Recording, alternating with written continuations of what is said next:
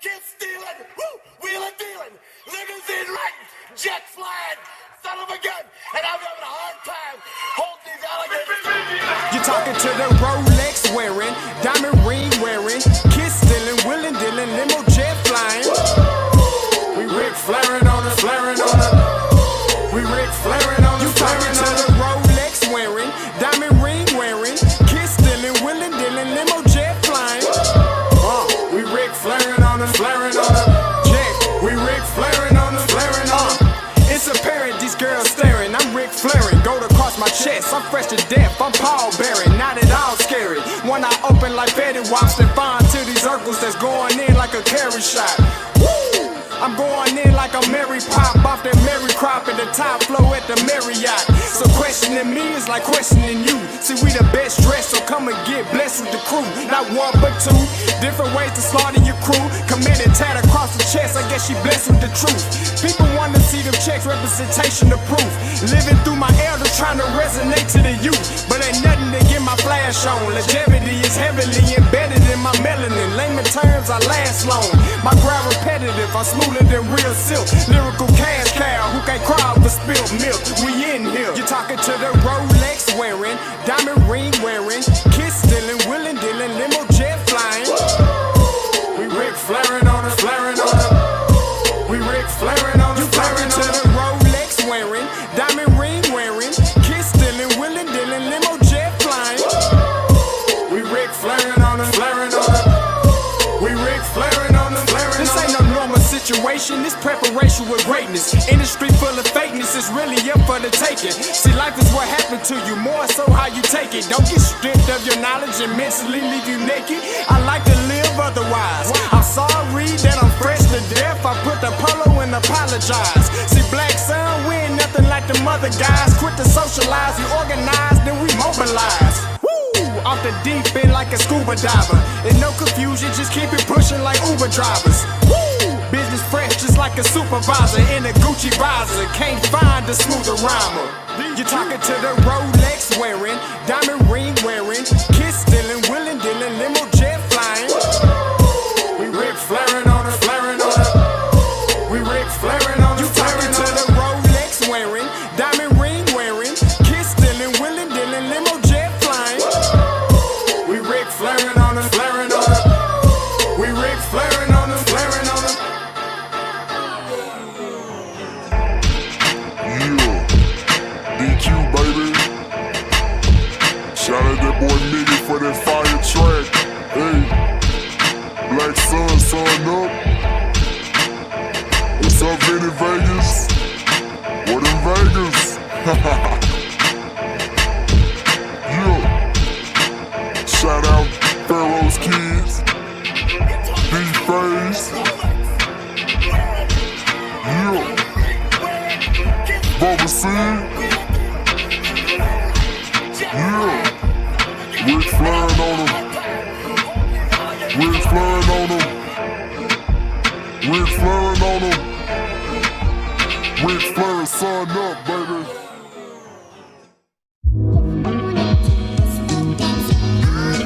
Hey, yo, Scotty, you going crazy for this one. We see what you're doing, we salute you. Hey, let's get it started. It's Backpack, Capital One. What's in your wallet? Got a call from my man, A. Scott. I said I got it.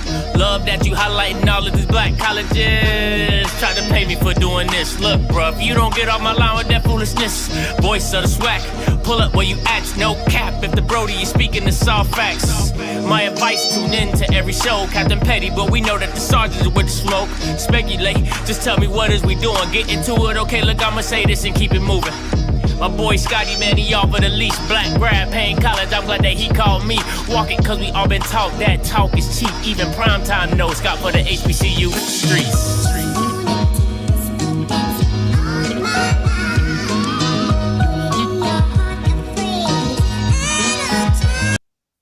What is going on, everybody? It's your boy Scotty. Listen, we back with another one. Happy Saturday, weekend time. You already know what it is. Party Central. I know y'all Bamas ain't got no jobs. I hope you ain't got no job that makes you work on the weekend because you need to get rid of it, okay? Unless you're getting paid pretty good. If you get paid, you gotta get it. But if you're working on the weekends, that is against my ministry. When I was out there in them 9-to-5 streets, working on the weekend was against my religion. Okay, we were not doing that. The weekend is my day. Okay, it's the Lord's day on Sunday, but the weekend is my days. Okay, because we're not doing that. But hey, listen, you are here live at the live off-script search party. We are still looking for Terry Sims. Have you seen her? Hey, tell me, have you seen him? Why did you have to run and go away? Have you seen him? Tell me, have you seen him? Running back? Have you Seen him? Hey! Tell me, have you seen her? Why did he have to leave and go away? That Bama's gone! Where is this Bama at? Okay, live here in Atlanta, we are doing a live search party. If you see something, say something. It's real convenient that when stuff starts to hit the fan, my man is, Have you seen her? hey, oh, Tell me, have you seen her?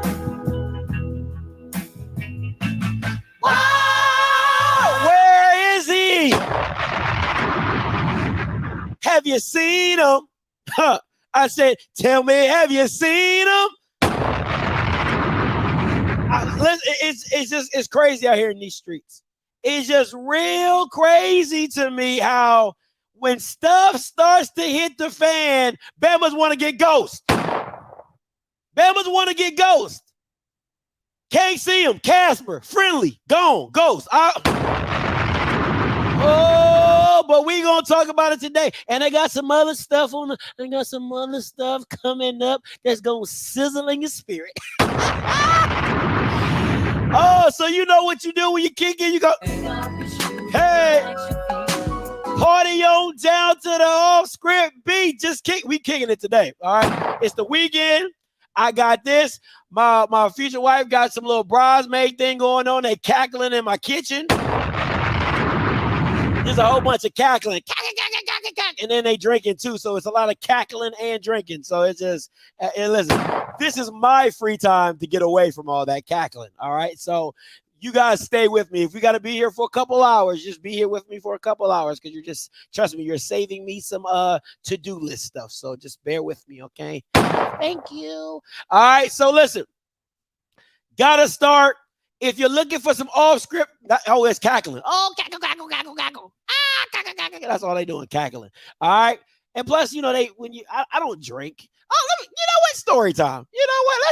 Let's start this off with a story time, right? So, first of all, listen, man, the one thing that bothers me the most when you have company is like the excessive cleaning, right? So, Key goes on like this cleaning, like she's just like freaking Inspector Gadget with the cleaning. Like, oh my God. She's like, it needs to look like we don't live here, but we live here. Like, what? It needs to look like we don't live here, but we live here. What? Who says that? Who does that? Right? So she in there just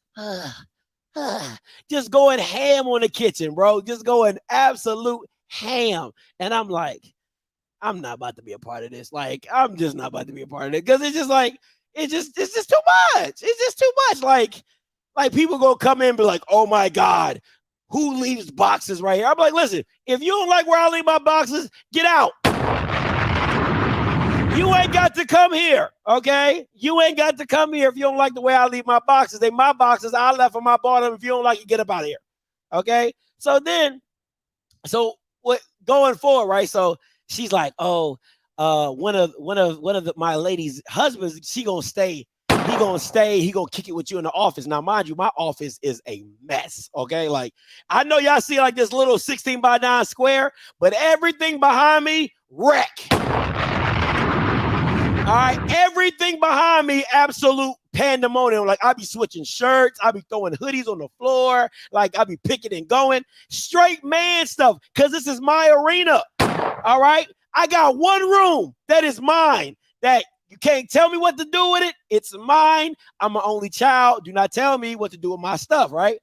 She gonna come in my office talking about, you need to straighten up. No, the hell I don't. Like, this is my space.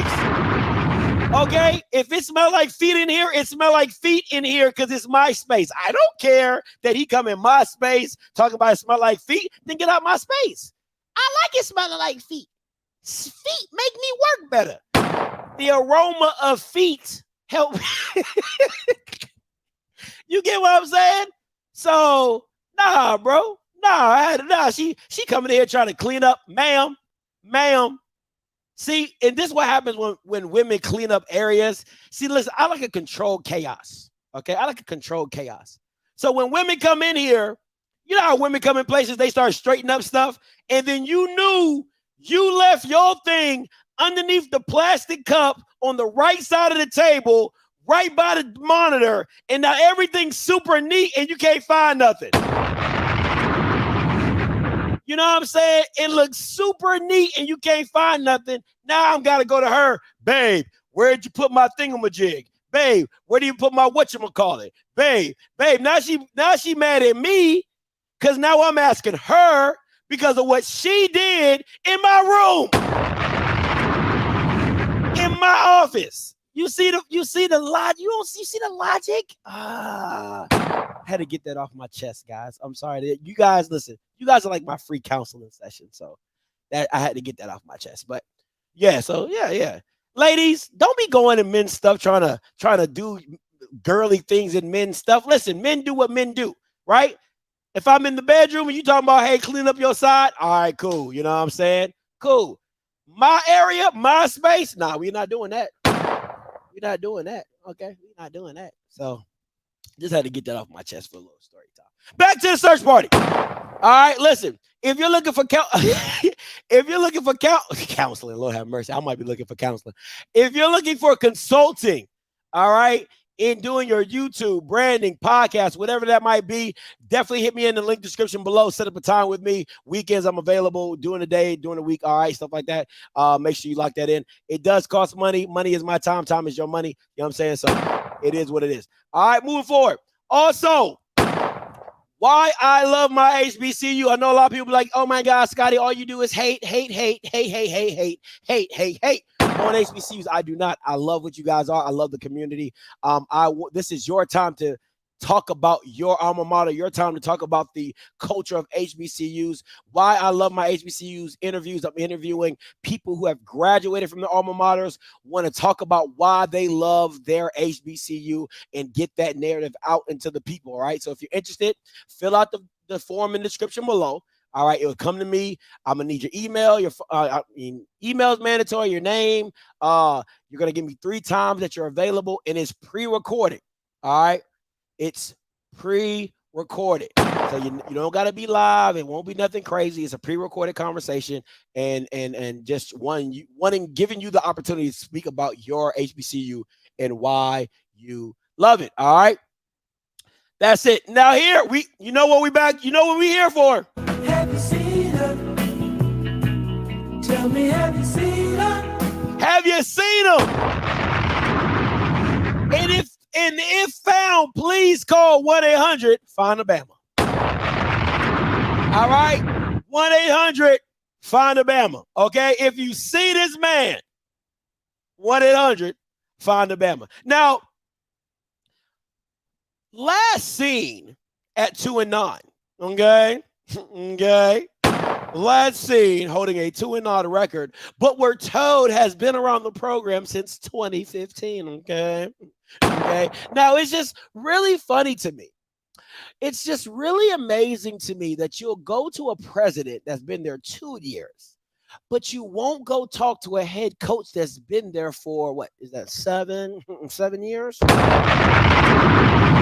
And I think he was underneath of Brian Jenkins as well. So you might want to add 9 years to that. So you'll go to a president, an interim president at that's been at the program for 2 years, but you won't go find the Bama that's been there for at least 7 years and ask him what's going on. Why is the program in the shape that it is? So everybody just so happened to leave this man alone. He just so happened to just mysteriously moonwalk off the stage with no accountability, with a losing record, and that's it.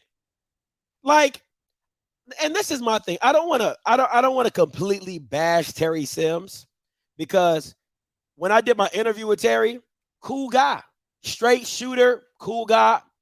But this is my issue with it, right? I would have gave Terry Sims a pass at any point in time, maybe over the last 3 years. I would have gave him a pass on the last 3 years if he would have came out and said, hey, man, listen, it's tough. You know, with me and what my kids have to deal with on a daily basis, you know, we're not getting the necessary equipment needs met. You know, my kids are not able to change properly. Listen, you can say it without saying it. Let's be a whole buck about that. You can say it without saying it. And we know in the HBCU community, they want you to say it without saying it. You know, I get Terry Sims would have lost his job if he came out like, yo, this is outrageous. We out here changing behind trailers. My kids got moldy helmets. They ain't giving me this, ain't giving me that. I get it. You can't do that in HBCU spaces. You can't do that in most professional spaces, period. All right? What I've learned at my time away from corporate is tactful is usually the best tactic. Okay, I'm going to say that again for the people in the back. Tactful is usually the best tactic. So he could have went around and said, you know what? Listen, it's not just coaching that I have to do. Listen, man, Dion, and I know people hate, listen, that man he says it without saying it all the time. That's why Jackson State fans didn't know they was getting slapped when he was slapping them. That's why Jackson State fans didn't know when he was pissing on them. They thought it was rain. Oh, my gosh. Oh, my God. He's straight R. Kellying you, and you over here talking about, oh, my God, when did it ever start raining gold? Oh, when did it start raining yellow? For real, though. That's what happens when you can tactfully say something and not know that I'm saying it. So if Terry Sims in the past 3 years would have came out and said, hey, listen, I'm going to tell you straight up, you know, it's been tough coaching at Bethune-Cookman. Not that I don't love coaching here at Bethune-Cookman. Have some great young men, great administrators, but we need more. We need more from our administration. We need more help in the athletic department. I just wish they would invest in us as much as my kids and I invested the time into this program. That's saying something without saying something. You know what people gonna say? What Coach Terry talking about? What are you talking about? Coach Terry don't usually talk. What are you talking about? But when you don't say anything, you are complicit. In the criminal world, they call that accessory. You are accessory to the fact. All right? So Terry Sims is an accessory to the fact of all these issues. Let me break it down even further, right?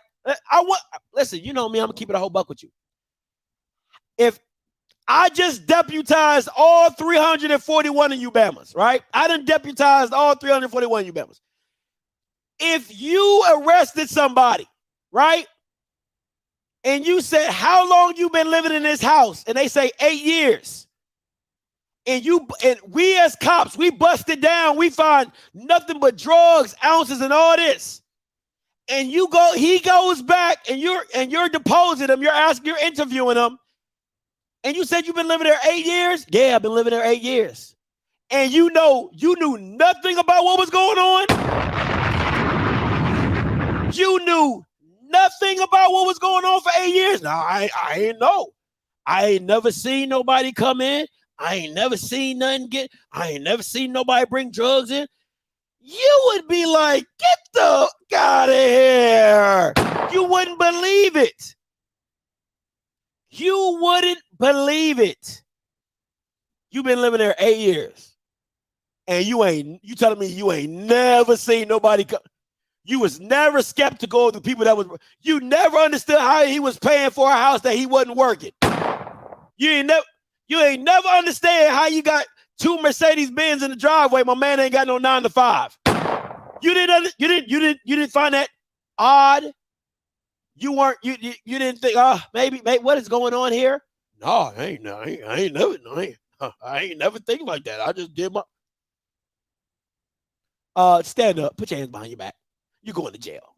Don't pass go. Don't collect $200. You're going directly to jail. So it's the same thing when it comes to Terry Sims. You didn't know none of this was going on. You in it. You in it. You in it. Come on, man. You in it. You're the ring. I wasn't ringleader. That's a little too much. You're a head figure in the organization. If this was a RICO case, you are getting charged, my boy. You are part of this RICO. So it's just amazing to me that nobody has gone out and said, hey, Terry Sims, what was your part in all of this?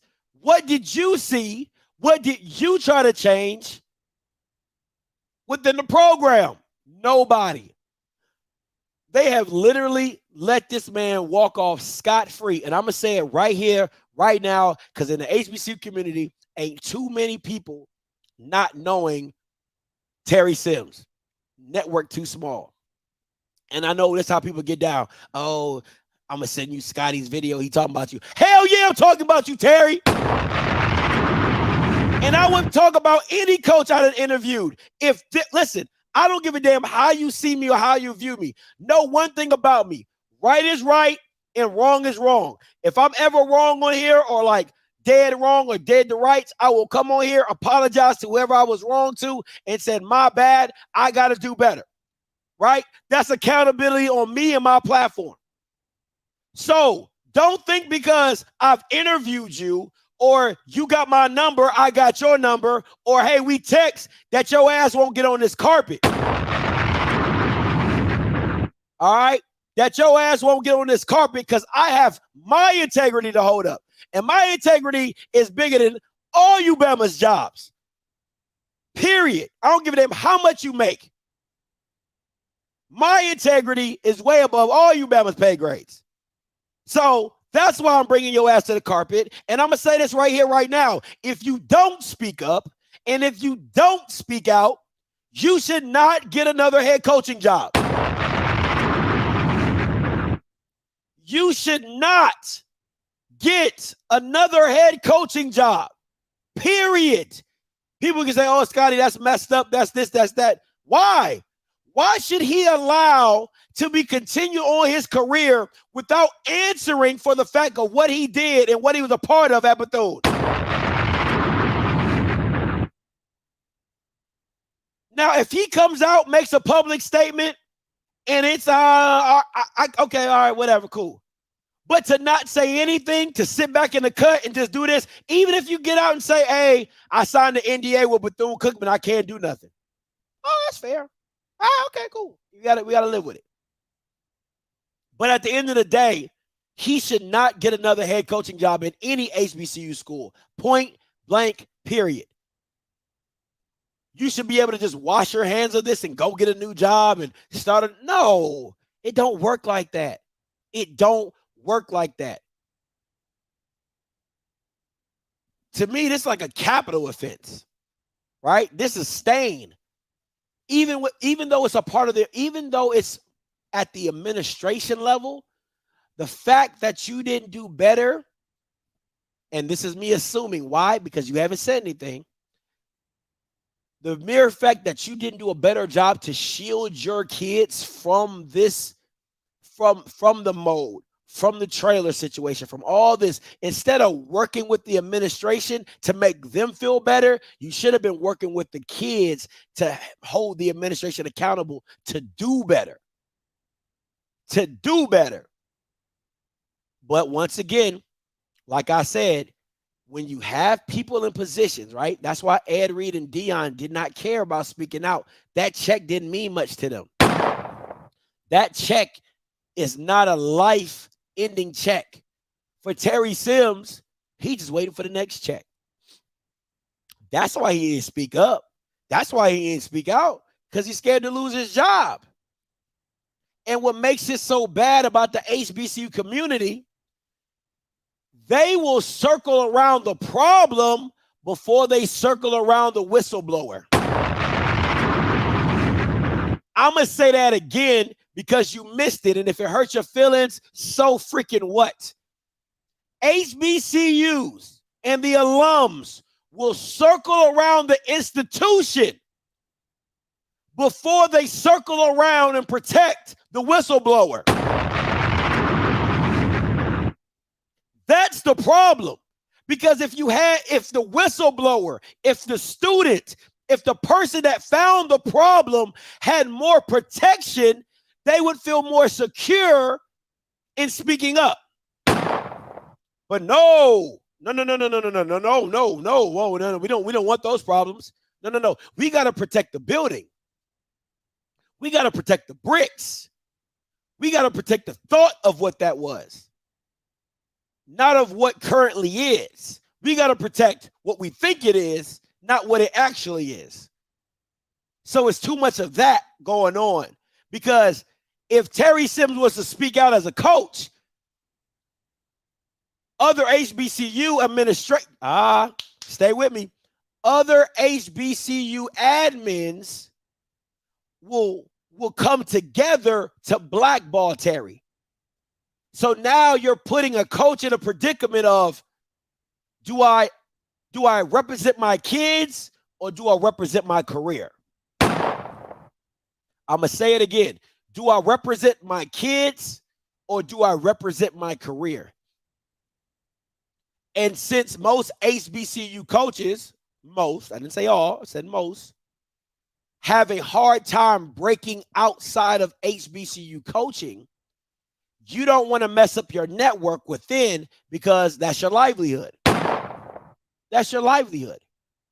So although I understand it, is it right? Absolutely not. Should Terry Sims be held accountable? Absolutely.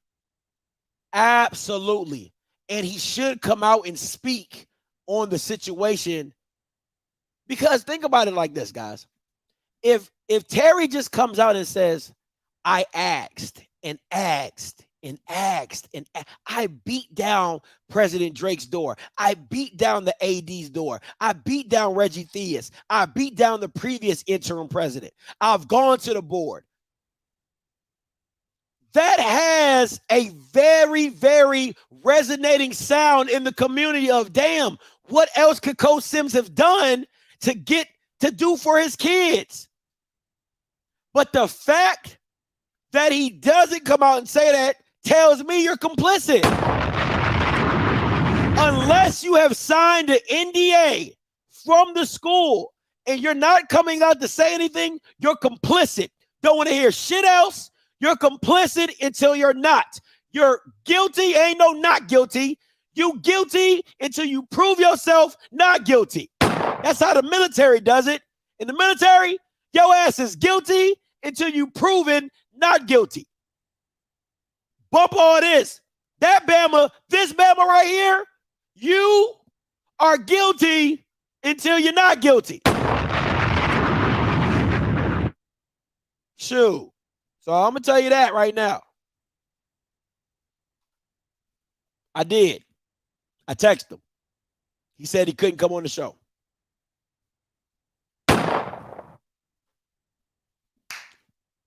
That's all he said. Couldn't come on the show. So that's how I feel. So don't say I don't be reaching out. Now, the real question it has is Fox News reached out. That's the real question. Did Fox News reach out? You know, they're the ones that everybody wants to be a part of. They're the ones that everybody talks to. Reggie Theus talked to him. You know what I'm saying? Dr. McNugget talked to him. Everybody, that's real. That's real to me. Hey, caller, you live. 5401, you live.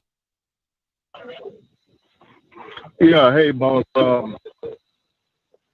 Actually, one of my nephews at the school right now. And, you know, did you get an opportunity to see the Roland Martin did his research and found out that the school had got $68 million from the government last year? Yeah, in funding. Yeah, I saw that. What everybody's also not thinking about is the actual kids that is paying tuition in the school. So let's just roughly say Bethune got 3,000 kids. Let's say 1,000 kids was on scholarship. It's $36,000 a year to go to that school. So even if it was only 2,000 kids that was paying, you're still talking about an additional $72 million. Where the money at? You gonna tell me that they had 2 hurricanes with $72 million, you couldn't fix a fence? You couldn't stop water from being all in the dorm rooms and stuff? Mm-hmm. You talking about roughly $140 million that this school got, but they can't do nothing. Like you said, coach is complicit. He ain't saying nothing. He not even covering his own self. Crazy, man. It's crazy what these kids going through. And, you know, people just, they want us to do better, but it's our own people that's not letting us do better, which is crazy to me. Crazy. But man, hey, I love you. I love your show. You know what I'm saying? I linked up not too long ago, man. You keep doing what you're doing, man, because these people need to answer for where all that money is going. Who is it going to? Absolutely, man. Appreciate it. Hey, man, that's about to be the new show. Where's the money going? That's about to be my new shirt. Where's the money going? I ain't even gonna hold you. I'm gonna get one. Selling them $5 a pop. No, let me stop. All right, where is the money going? All right, listen. Scam alert. If you don't know me by now,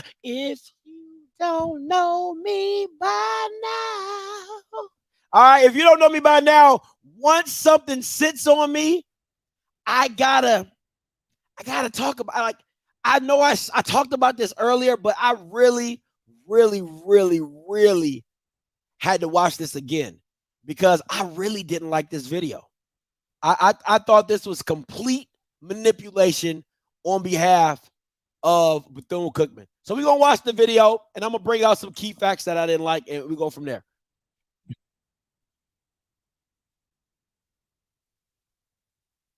What happened? All right, that's not working. All right, let me see if I can pull it up on my. I'm gonna pull it up on YouTube real quick. Bethune-Cookman football. Bethune-Cookman meet.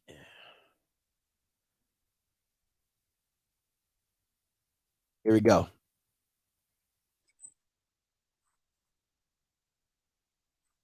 All right.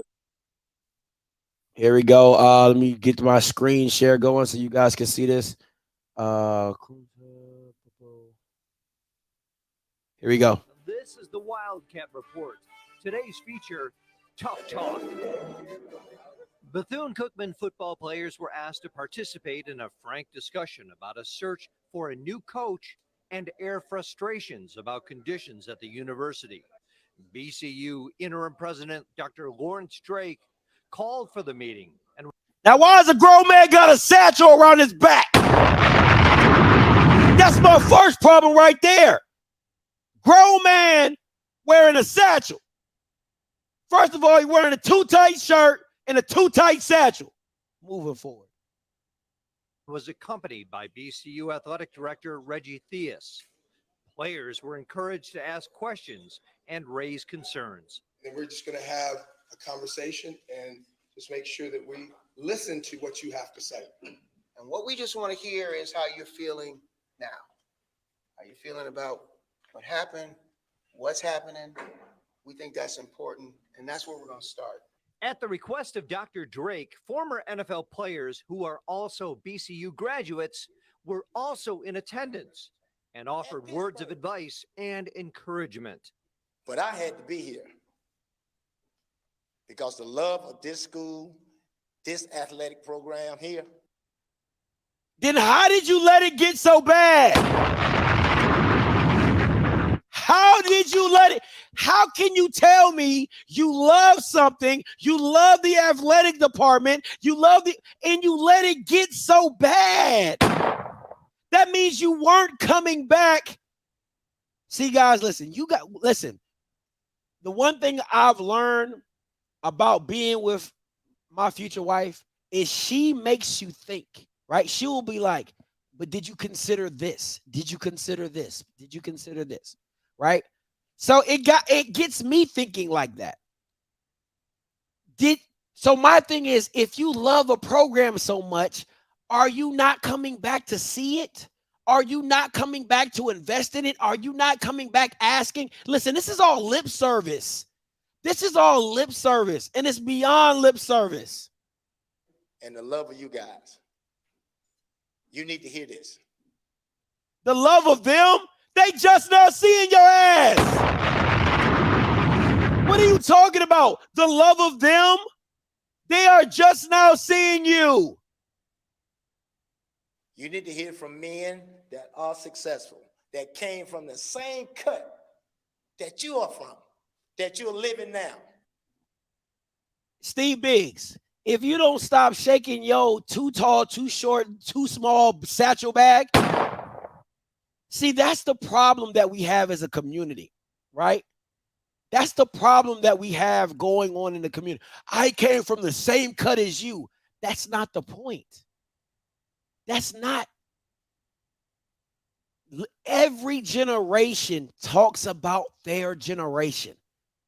Everybody's generation thinks they were better, right?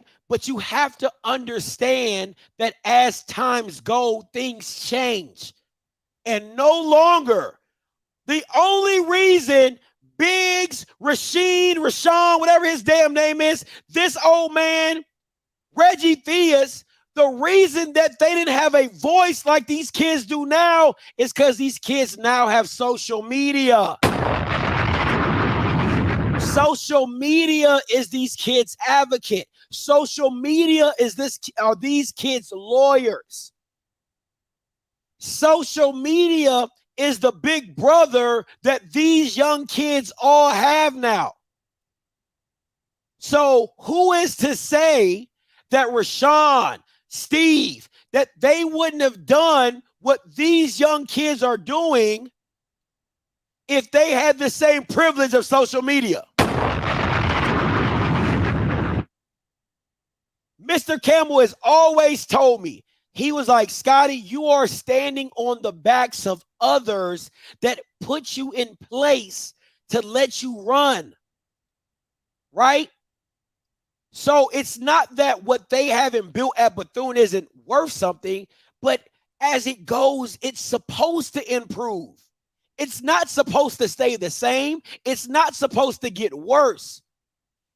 I'm 5 or 7 or 10 years later, when I see another up-and-coming black kid or my son says, Dad, I want to do what you do because I've seen you do it. I want my son to do it better than me. I don't want my son to have to start in a one-bedroom apartment in his living room, not knowing if he's going to get paid for his efforts. I don't want my son to start off like that. I want my son to be in a studio, having a partner with a media company, and he can push his message. It didn't make me a better, whatever you want to call me, shock jock, YouTuber, commentator, sports analyst. It didn't make me better because of how I got it. It made me, the people that made me better were the people I surrounded myself with. The Mr. Campbells, the Mr. D's, the Mr. Pelts, the Mr. Browns, my girl. That's what made me better. That's what improved my craft, not the circumstances that I found myself in. Come on, man. This is ridiculous. I'm sorry. I know I'm going on different tangents, but it just bothers me when people throw on young men, oh, I went through it, so you should be able to go through it. That's not how these kids nowadays are built. They're not built that way, right? You know what I'm saying? I wish I could tell my son to go outside and play for 5 hours. That's something I did. My son would play outside for 30 minutes and be like, Dad, can I get my iPad? Dad, can I get my Nintendo DS? Dad, can I watch YouTube? It's not the same. Moving forward, sorry. Other alums in attendance were former NFL players Rasheem Mathis, Nick Collins, We shouldn't share helmets, but we have. and Alvin Wyatt Sr., who, as most of you know, led the Wildcats for several years as coach. Who cares? Bro, they not about to get ready to play a football game. You're not motivating them to go play Jackson or FAMU. These kids are worried about their living conditions. They're worried about playing inside molded helmets. How much is who? What dogs in the house? Who? What dogs in the house? Who? What's that gonna fix? Coming in smelling like curve. What is that gonna fix? Not nothing. Not nothing. What time is it? Game time. What time is it? Game time. What time is it? Game time. The first order of business was to make clear that the university is moving forward with hiring a new football coach. And the final decision is that we were not going to continue negotiating Ed Reed's contract. And we're not going to go back to that. We have a number of coaches that we're going to name a coach within the next 10 days. We have a couple of really great candidates. Hey, if you don't think I'm keeping count, if you don't think I'm keeping count, you doubt your damn minds. You got 9 days left, Drake. Now, those business days or just days in general? Because you got 9. Candidates who are coming to campus, of which one of you or a couple of you will be able to interview that coach as well. It's the first time that we've ever done that. But I want players, or at least a couple players, to be able to talk to their colleagues, their teammates, about what it means to hire a coach, what that means. A player representative said he understood the president's decision, and then he had his teammates stand in solidarity. Concerns included better nutrition, sharing helmets and cleats, more qualified trainers, inadequate locker rooms and showers, and the need for a quality training facility. We all got our own stories, and I understand y'all stories is deep, but we all got our stories, you know? President Drake, who attended every football game last season, agreed with many of the concerns. When I went to the stadium, I was embarrassed at what I saw in the locker rooms. Now, I didn't know much about sharing helmets. If you were embarrassed, why did it take national coverage to make you change? If you were embarrassed. See, this is what I'm not understanding. You can't say one thing and do another. And that's all these Bamas have been doing is lip service. Every last one of these Bamas is a straight scam artist. Stevie Biggs, scam artist. Rashawn Mathis, scam artist. Because where were you all before the national coverage? Why did it take national coverage for y'all ass to show up and come to the rescue of Drake Lawrence and Reggie Theus? You should be in solidarity with the players. I didn't know about the mold on helmets. That's a problem. I didn't know about the sharing of cleats. That's a problem. Then what the hell are you got an AD for? What in the blue hell do you have an AD for if he doesn't relay these problems? So you can take your gullible ass to the board of trustees and ask for more money. I didn't have any idea about those things because I couldn't know those things. Looking like the Black Penguin. Man, boy, I swear for Lord. In fact, some of it I learned today for the first time. Which is another problem. So I said, okay, fine. We got to do something about the program. Coach Theus said that plans are already underway to create an on-campus practice field, and also they're putting $3 million into the stadium locker rooms. Now, anybody that watched the show yesterday, okay, and if you watched the show yesterday, here we go. Remember the Bama HBCU band talk? You remember him calling in? And he said, Scotty, he said they. I watched the video 3 times. If you didn't watch the show, go back and watch the show. That Bama called in and said, hey, Scotty, I watched the show 3 times. I watched the video 3 times. He said they. They meaning city council. The city council is going to put $3 million in the school. That's what that Bama said. Okay. That's what he said. All right. You know me. I stay with receipts. I stay with receipts. No, he didn't. He said they're putting $3 million at the stadium. They, meaning the city, which owns it. But I'm on the board. I don't remember approving this.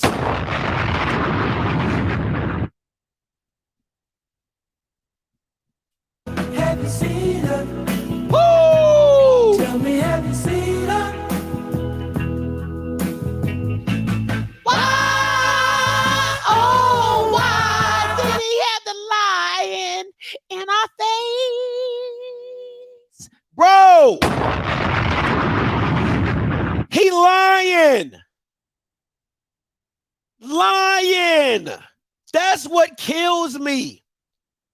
That Bama can just get on here, say whatever they want, but oh no. Scotty got eyes everywhere. Bama's love to send me stuff. Bama's love to send me stuff. Going forward, Malcolm Williams serving Daytona Beach.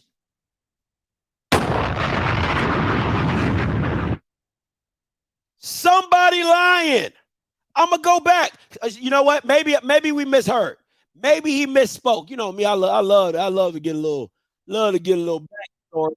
Got to do something about the program. Coach Theus said that plans are already underway to create an on-campus practice field, and also they're putting $3 million into the stadium locker rooms. Now, don't be surprised if come back, he gonna say what he mean by they is alums. What he mean by they, the people on the board. What he mean by don't be surprised if the narrative gets changed because he gets caught in his lie. Once again, fake Rick Fox said they. Malcolm Williams on the board at Daytona has said, no, he didn't. He said they're putting $3 million in the stadium. They, meaning the city, which owns it. But I'm on the board. I don't remember approving this. Why the fuck you lying? Why you always lying? Oh my God. Come on, man.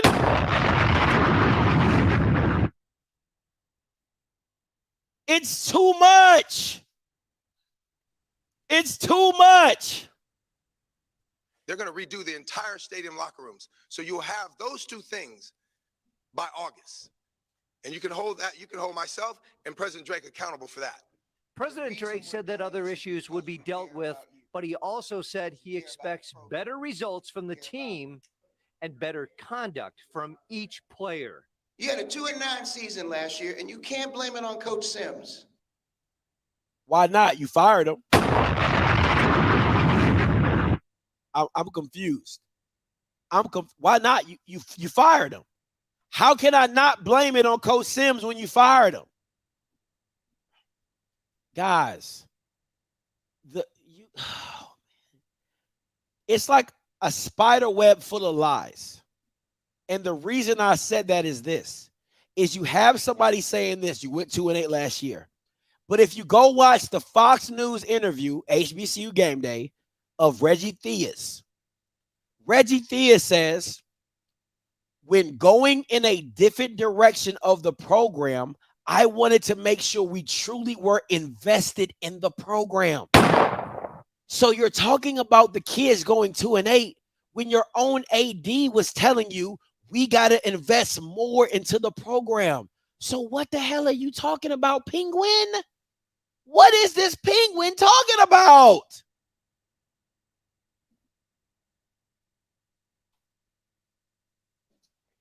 Everybody in this room played a season. I watched you.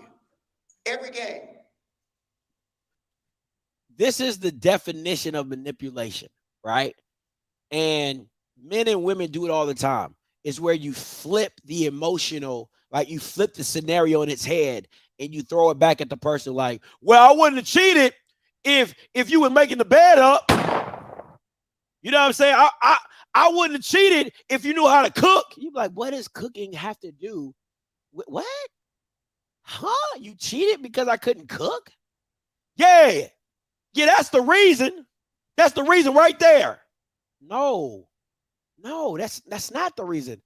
Us going 2-8 have nothing to do with Mo being in the helmets. Us going 2-8 had nothing to do with us sharing shoes. How about us sharing shoes was the reason we went 2-8? How about us going 2-8 was because we had moldy helmets? Come on, man. Stop playing, man. So let's be real here. And I want you to be good students. I don't want to see you kicking. Now they're not good students. Okay, let me. Can I give you a story time? Let me give you a story time. I'm gonna give you a story time, right? And I know you're like, Scotty, where was it going? Let me tell you something. So growing up, right, my mom was my savior, like my hero. When I told you I'm going to tell my mom, trust me, you didn't want those problems, right? So I'll give you a great example. One day I'm in math class, and my math teacher tells me, she's like, she puts a problem on the board. I'm in 7th grade at this time. She puts a problem on the board, and I raised my hand. I said, can you help me? She comes over there. She tries to do it. I didn't get it. I asked her, could she explain it again? I didn't get it, right? So I just stop. When I don't like something, I just shut down. I stop. And she said, what's your problem, Abrion? I said, because you don't teach the way I can understand. So she got upset and kicked me out, right? Kicked me out the classroom. I told her I was going to tell my mom. I told my mom. My mom comes up to the next day, has a parent-teacher conference, right? And in the parent-teacher conference, the lady's telling my mom what happened. And my mom's like, it didn't matter what my son said. Your feelings got hurt. But this is the kicker, though, right? This is the kicker. When my mom was having a parent-teacher conference with that teacher, she invited other teachers that I had to come into the parent-teacher conference. My mom said, no, that's not going to happen. This is not tell me what Abrion did wrong, or y'all know me as Scotty. Tell me what Scotty did wrong. That's not this day. The day is for this issue, for this problem. I'm not going to have you come into this parent-teacher conference and just tell me, if you had a problem with my son, you should have hit me when you had the problem. It's the same scenario here. If you had the problem with the student athletes not picking up trash, not getting good grades, not doing any of those things, this was not that time to bash on the kids when the reason that they're there is because of your malfeasance and your F up. That's why they're having this meeting. The meeting should not have been flipped on the student athlete. Oh, I've been hearing this. Oh, I've been hearing that. Oh, I've been hearing this. That's not what we came here for. We came here to address the issues that fell at your feet. The reason you're having this meeting is because Roland Martin is asking you hard questions that you don't want to answer. Now, all of a sudden, how I get turned up on me? That's what this is. Point blank, period. Doors in that I have to repair. I don't want to see you leaving trash on your floor, which ends up being the worst floor in a dormitory or residence hall. I get complaints all the time from other students about my student athletes. And I make an excuse for them sometimes, but other times I don't have anything. What I'm saying to you is that you want stuff, we want stuff. Really? And I make an excuse for them sometimes, but other times I don't have anything. What I'm saying to you is that you want stuff, we want stuff. So let me get this straight. The basic necessities that these kids, listen, guys, see, I need you to step outside of protection. And I want you to think about what these kids are asking for. To play the game of football, you need a helmet, you need shoulder pads, you need shoes, you need gloves. Those are the basics of football. And you can take gloves out if you want to talk about that. But the necessities of the game, helmet, shoulder pad, jerseys, and shoes. That's the basics. That's nothing extra. That's not a back flap. That's not a visor. That's not fingertip. Those are the basic necessities to play the freaking game of football. And you're telling me that you want something and we want something when you can't even give them the basic necessities of the game to play the game? The disconnect is crazy. And the fact that the fact that those four grown-ass men could sit there and listen to that man spew this garbage is crazy.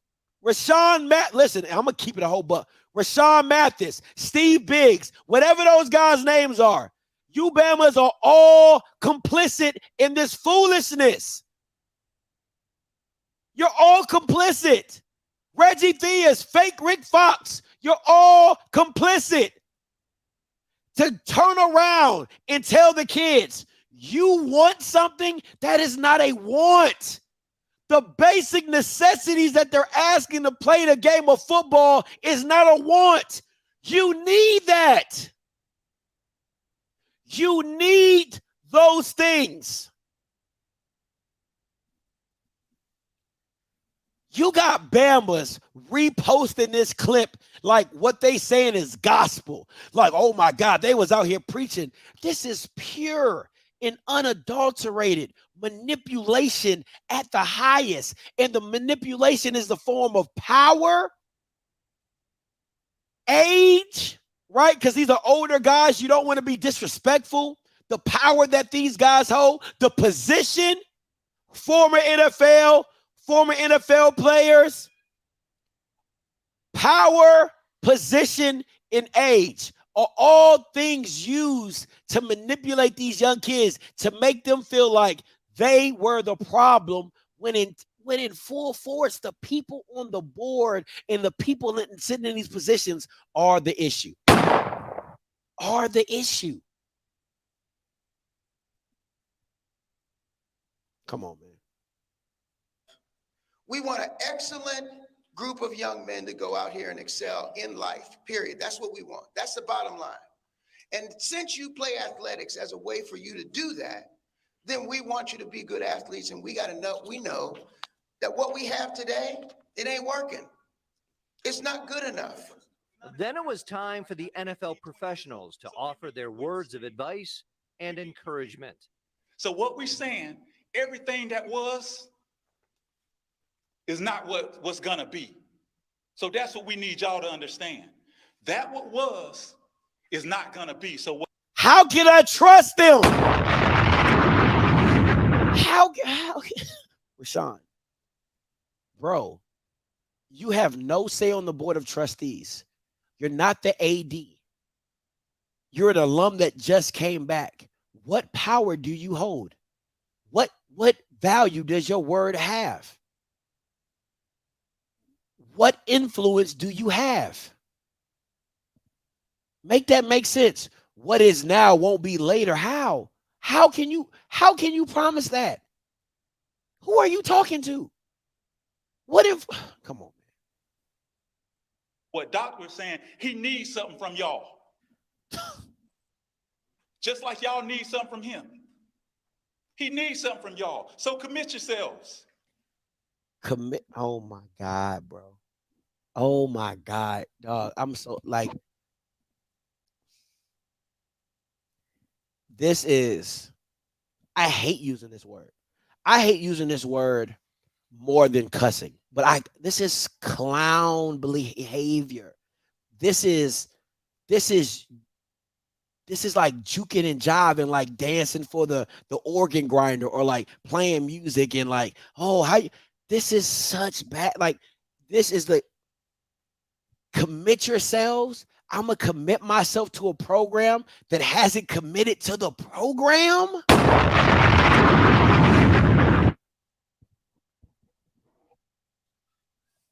Dog. Men don't even commit to women that they've been dating for 4 to 5 years. And they do more for the guy and the man don't commit. You want kids to commit to a program that in themselves don't commit to the program. What sense does that make? What are we talking about right now? Fire and desire. This nigga just quoted Rick James. This ninja just quoted. First of all, you looking like you just walked out of, what's that pimp movie? Dolomite? You look like you just walked out the Dolomite video. That's one. And then you start your sentence with fire and desire. Rick James and Tina Marie? Huh? What? He needs something from y'all. So commit yourselves. Fire and desire. So get ready, gentlemen. Get ready. Get ready to believe in yourself as you never, ever, ever believe in anything else before in your life. It will happen. I don't care if you're trying to make a good season better or change a terrible one. Listen, bro, this Bama sound like a preacher. I don't care if you never see another practice field again. I just need you to give me that fire and desire.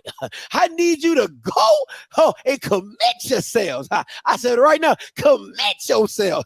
I said, get the kid in the back. I said, commit yourself.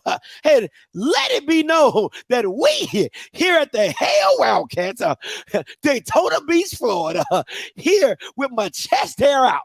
I said, right now, can I get commit? Come on, man. What are we doing? Before you finish this year, I want you to know this, because this president, this athletic director will take you through this charge. But y'all want to sit here and shake y'all head like y'all already know what's going on. Y'all don't. Ninja, you don't.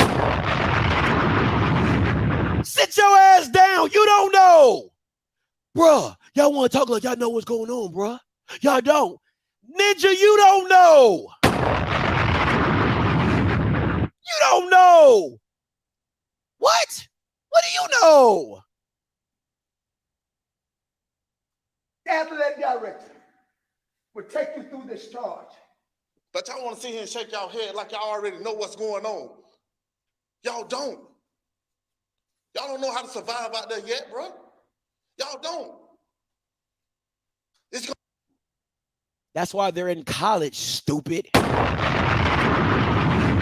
That's why they're in college, stupid. Y'all already know what's going on. Y'all don't. Y'all don't know how to survive out there yet, bro. Y'all don't. It's going to take time. Understand it. Listen.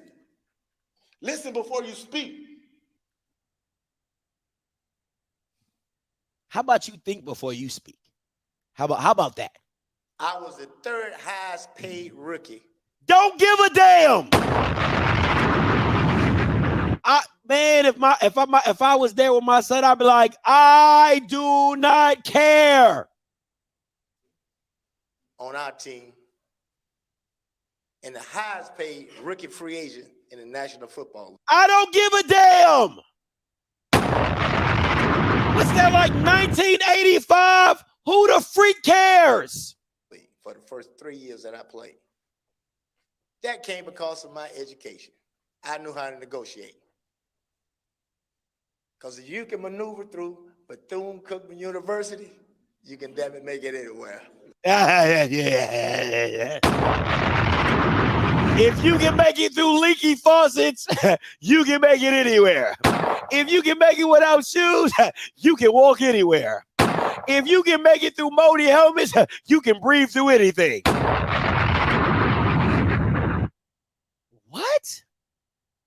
What? Huh? Dog, shut up. Shut up. This is why black people use the N-word. This is why it's for stuff like this. This is why black people use the N-word. It's like, it's like you don't know any other word that just wants to come up and be like, shut up. Like, you know what I'm saying? It just regurgitates and be like, shut up. You know what I'm saying? Like, that's why black people use that N-word. Situations like this. By the end of the meeting, a united spirit had erupted.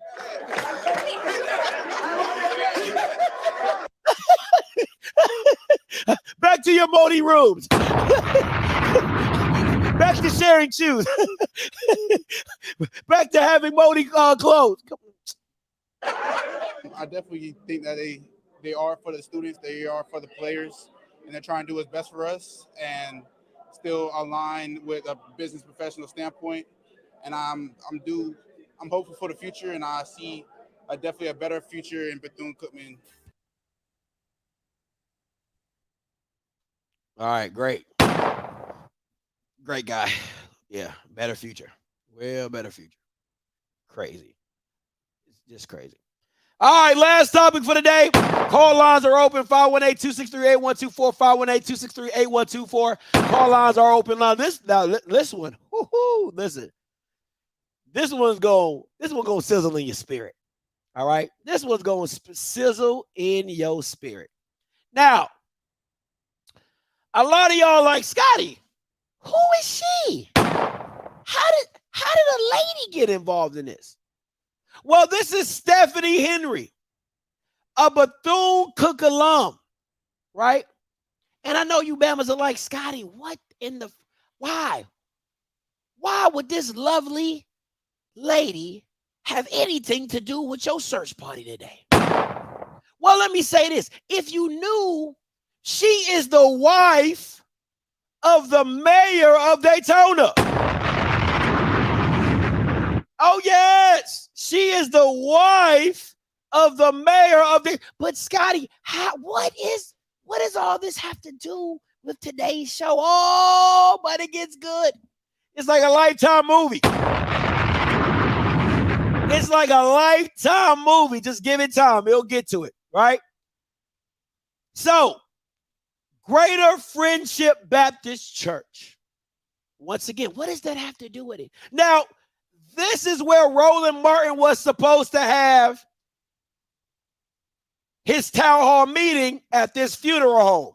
It's really a church, but it looked like a funeral home. You see the picture. It looks like a funeral home, right? So, this lady is actually on the board of this church. She denied Roland Martin for having his town hall here at the church. Now, I know you're thinking like, Scotty, hold on, wait a recap it. She's a Bethune-Cookman alum. She's at the church. It's a town hall for her alums to speak on the problems going on at Bethune-Cookman. Why would she cancel the town hall? That's what made me. I was thinking the same thing. I was like, what will make her stop a town hall for her alums to speak their grievances against the board? And then I got a little birdie told me, a little tweet birdie word on the street said, she demolished the royal court at Bethune-Cookman. So she didn't want former royal courts, current royal courts, to come into the town hall and speak bad about her in front of her church. Woo! Now, you know, black people in church, listen, you could be on the brink of a divorce, but when you walk into church, hey, John, hey, Mary, living the married life, loving marriage, and you came in two separate cars. It's just real funny to me how everything gets played out in the wash. Everything comes out in the wash. So I'm going to remind you, think about this. She's married to the mayor of Daytona. I would assume he's part of the same board that supposedly approved $3 million for Bethune, but we ain't going to talk about that. So Stephanie, all right, canceled the town hall because she didn't want to get put on Front Street, possibly, if former royal court members came up. So mind you, I want y'all to think about this. She is so worried about her image that she was willing. She shut down everybody else's voices just so she wouldn't look bad.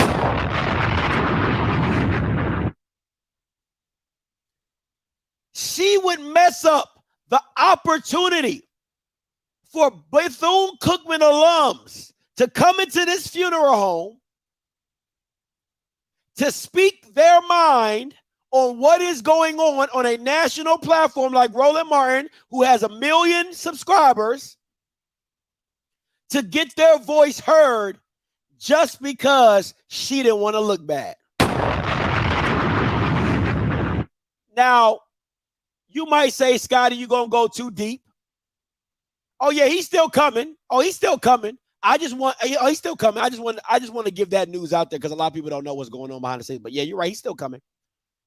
So I want to think about it like this. Listen, you guys be like, oh, Scotty, you think, but listen, I'm going to take it a step further. I want y'all to think about this. The church was always an avenue for civil rights leaders to come in and galvanize the community against the oppression going against them. That was always a pillar for the civil rights community. And most politicians would go into certain churches and speak and rally. Some churches don't go for that because they don't want politics in the pulpit.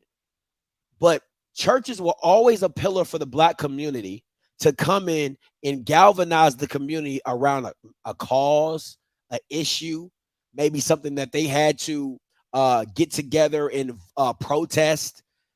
Churches were always those avenues and vehicles to promote that. And it's funny to me that a Christian, so-called, would allow her embarrassment, her 5 minutes of fame, to overshadow the rest of the Bethune-Cookman alum students being able. Now, mind you, what if Roland wasn't able to find a backup? See, this is what I'm saying. See, you guys get stuck in the, what if Roland wasn't able to find another venue?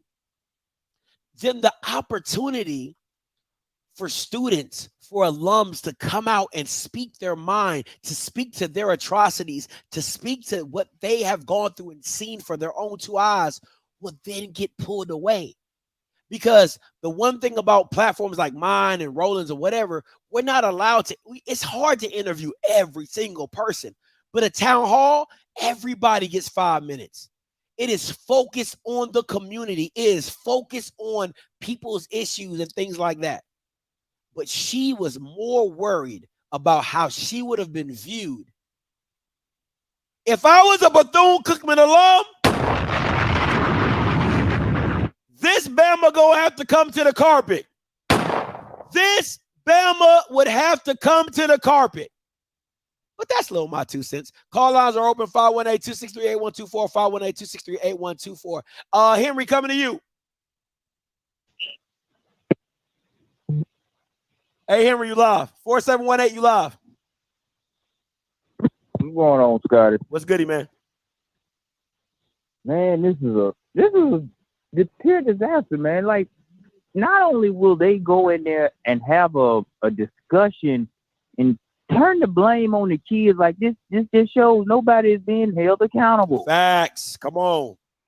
Nobody's being held accountable. I mean, you get the old alumni in there. I mean, that's not going to do nothing but uphold the administration because they're the bootlickers.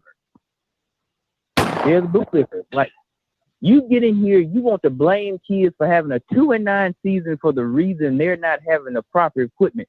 Man, I didn't have to go through this in high school sharing equipment with nobody. This is just sad. Those kids should at least have the basic necessities, helmets, mouthpieces, gloves, socks, all of that stuff. That right there is needed to play the game. Absolutely. They should have equipment managers, that'll be able to repair equipment like helmets and things of that nature. It's just a lot of stuff that really takes to play the game now, but they don't have it. Like, there's Pee-wee teams ran better than this. And these kids are, sacrificing their lives and, they're going out there putting their bodies on the line and they're not getting anything for it. They're talking about, well, we want something. Well, you guys are you're not supplying them with anything. And for Dr. Drake to sit up there and do that, that's just despicable. I can't even say nothing else about this, man. This is just terrible. Those kids don't deserve that. And if I was a parent, I would be, pulling my kid out of there. I mean, look, you have to go somewhere else. Somewhere. Because you do not deserve to be treated this, in this type of manner.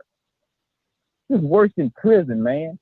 Like, you get these guys up there, if it was good for us, it should be good enough for y'all. This is different times. Nobody want to hear it nowadays. Facts. This is a different era. I mean, you got Alvin Wyatt up there in that damn Steve Harvey in that high top suit. That's just a damn shame up in there, man. Scotty, it just needs to be a complete overhaul from top to bottom. That's what needs to happen. That's all I got to say. I agree, man. Appreciate it. Listen, how is it bashing? People, this HBCU bashing is weird to me. How is it bashing when it's speaking what's going on? Like, we're not making stuff up. It's just what's going on. 2707 coming to you. Hey, caller, you live. That's me. Yep, you live. What's your name? All right, cool, man. My name's Jalil. What's good? Jalil Muhammad. Ain't nothing, man. Peace to everybody, man. I've been listening a little bit. And as an ex-HBCU quarterback, man, Fort Valley State in 03, man, I really feel for this whole situation. And it's nothing that can be necessarily fixed in one conversation. There's so many layers to it. You went into the political element of the lady and the board and how she manipulating, don't want them to get their voices heard. Things that happens. Ed Reed, it's all a lot. But I want to conclude it in saying it's bigger than these administrators on a campus level, even though they are responsible for a lot of, I don't want to cuss on your platform, but effery. So we got to see the systemic aspect of this. That's a grand scale that goes no further than just systemic racism in America. My ex-college president was my actual friend, still my friend to this day. He talked to me on an intimate level and shared with me about how the funding works and gave me an example of how we're in Georgia, but yet Georgia Tech is also a state school, and the financial structure difference and how it's set up. We're designed to be second-hand and third-class schools, and it's not just on the administrators. And Ed Reed could not have fixed that alone by just being a personality and a coach. Well, let me push back. Hold on. Let me push back on you just a little bit, right? I agree with you That's all HBCU's challenges. That's not Bethune. That's just not like, oh, Bethune. But one, their challenge is even more. And Mr. Campbell, me and Mr. Campbell had this conversation. He's like, where let's say FAMU gets $1 million from the state, and then they got $1 million from the donors, right? Well, Bethune doesn't even start with that $1 million from the state because they're private. They only start with the $1 million from their donors and the financial aid and everything on top of that. But that does not avoid them of the mismanagement of the money that they do have. Yeah. Like I said, I wouldn't duck no smoke in saying that, oh yeah, our administrations are perfect and they're just all model class citizens. A lot of them do a lot of treachery in terms of when they do get those positions, but also that also falls into systemic because those particular people are not used to being in leadership positions, and when they get them, we act a fool in our community. That's not systemic. That's just idiot. That's just being idiots. That's not systemic. Systemic is something that is ingrained, that's been going on for years. That's not systemic. That's just bad hiring. That's just dumb. That's just dumb hiring. Well, see, this is the thing. It's like Power Five, they experience the same thing, but by them having an abundance of economics, they cover a lot of their mistakes, and some of their stuff don't hit the media. But trust me, in all institutions, it happens. It's just that on this level, nobody is it's more Nobody is saying it doesn't happen at white schools. Why does that the narrative that keeps coming on my channel? I cannot stand that. Nobody is saying that this does not happen at white schools. My focus is the reason why. No, hold up. The reason why. No, stop. If it's just simply this. If you have $5 million and I have $5,000, I can't spend like you. So I have to be more due diligent in how I use my money. So you're right? It doesn't get in the public eye, but at the same time, it doesn't hit as hard because they have the money to fluff it over. If I get embezzled $10 million when I got $60 million, it doesn't hit as hard as if I get embezzled $2,000 when I only got $5,000. So stop with the narrative. It happens at PW. No shit, Sherlock. We all know that. Right. But you can't just know it and ignore it and think that it's just going to fix itself. So we can't think that bringing in superstar coaches, which I'm all for that. I like the NFL coaches, but they got to understand the HBCU identity and cultural challenges.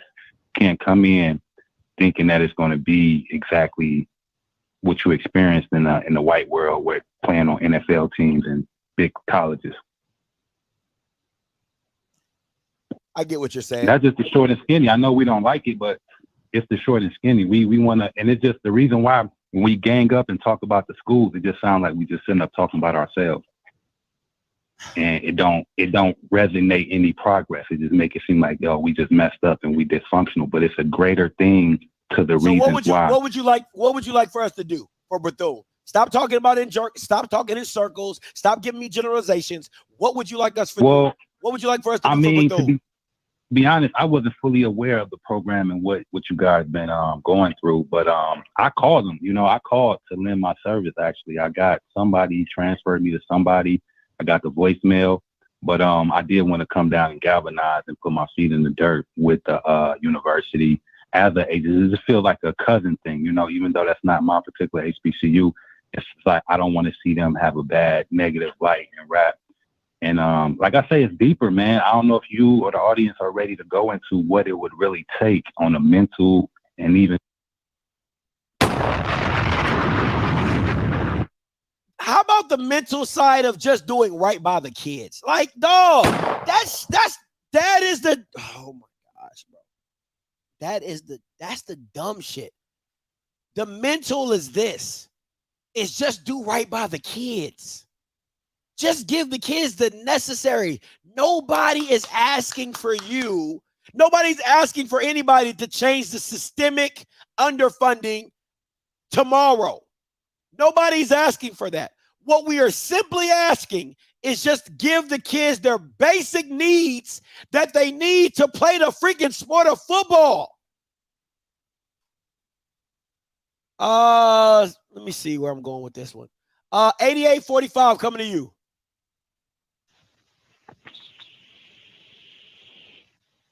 $88.45 coming to you. All right, Coach Green, coming to you, because I know you've been waiting to talk about this. You loud, Coach Green. What's up, man? What's up? Hey, I got a question. And nobody want, because everybody always like to say, "Hey, why Ed Reed didn't do it behind closed doors and all that, right?" Facts. All right. What if Terry Sims tried to do all that behind closed doors? That's fair, and it's a high possibility he tried to do all that behind closed doors, but nothing happened. That's fair. Because after watching the prep rally,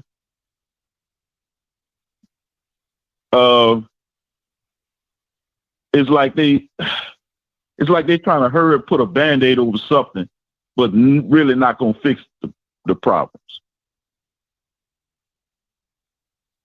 Mm-hmm. And then every time that president speaks, I have more questions. Because everybody was looking at all the people coming together, do all the rah-rah stuff, but I'm listening to I listened to some of the stuff what people were saying. And then the president spoke. Something don't make sense to me. Let me ask you this. Something does not make sense. Let me throw it to you like Go this, ahead. Coach Green. I like the point that you brought up. You said working behind closed doors, right? So let's stay with that topic. Mm-hmm. So if Terry Sims was working behind closed doors, that means he should have been talking to his AD. That means his AD should have been talking to his president. So for the president to say that he didn't know about, I didn't know about the shoes. I didn't know some issues I didn't know until today. Who does that fall on? Because think about it. That means if he didn't know, Reggie can say Terry Sims never told him. You get what you see how this all backtracks back, right? So yeah. And then you can say Terry Sims can say, I told the AD, and then it falls on Reggie saying Reggie didn't tell the president. But if the president is saying he did not know, that either means Reggie is lying about knowing it and telling it, or that means Terry Sims didn't say nothing about it. You get what I'm saying? Because somebody somewhere in that chain is a problem. Go ahead. And that's what I'm getting at. Because if Terry Sims did all this and y'all now saying, oh, y'all didn't know all this, that's basically y'all throwing Terry Sims under the bus. That's facts. People ain't paying attention to that. They technically kind of throwing Coach Sims under the bus. Talking about, oh, I didn't know they had Terrence shoes and helmets and blase. And that's why I have more questions. More questions. Listen to the AD and the president speak, I got a whole lot more questions. Because the math ain't mathing right now. It ain't. Not even close. Not even close to adding up. Not even close to adding up. It's not. Because, being an HBCU grad, I get it, with everybody, come into the defense of, the school. Because, yeah, we got pride about our school, but it's not the school that's the problem. It's Ed Reed pretty much said it, but it's not all HBCUs. The thing he messed up at when he said all HBCUs. Broken mentalities in leadership.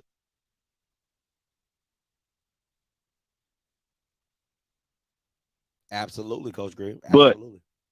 But Ed is an easy scapegoat to cover up all that. Because I even listened to that former, I can't even think his name. He's an actor now. Former BCU player. He gonna put out a video, saying, something wrong with Ed Reed and blase, but he gonna turn around at the end and say, oh, I had talked to Ed too. And I'm like, that's interesting. You blast him and then you say you talked to him.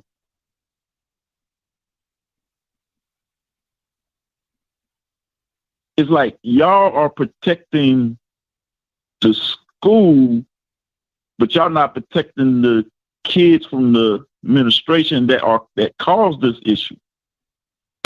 Because, all schools, I'm gonna put this out here, all schools have maintenance issues. Water might get shut off every now and then because a pipe might have burst. That happens at all schools. Happens. I worked at a PWI, Rhodes College. Man, they almost 60,000 a year just to attend. Woo. And they had maintenance issues. Because, sometimes you don't have enough workers to handle every problem that goes on. So you got to put it on a schedule basis. And when you're able to get to it, you don't get to it. It happens, man. It happens. That's like normal for any campus. LSU have the maintenance issues. It just don't get talked about much, but they don't have everybody. That's a big old used campus. They don't have enough people to work all the problems that go on. Yeah, you have to land the plane though, Coach Gray. So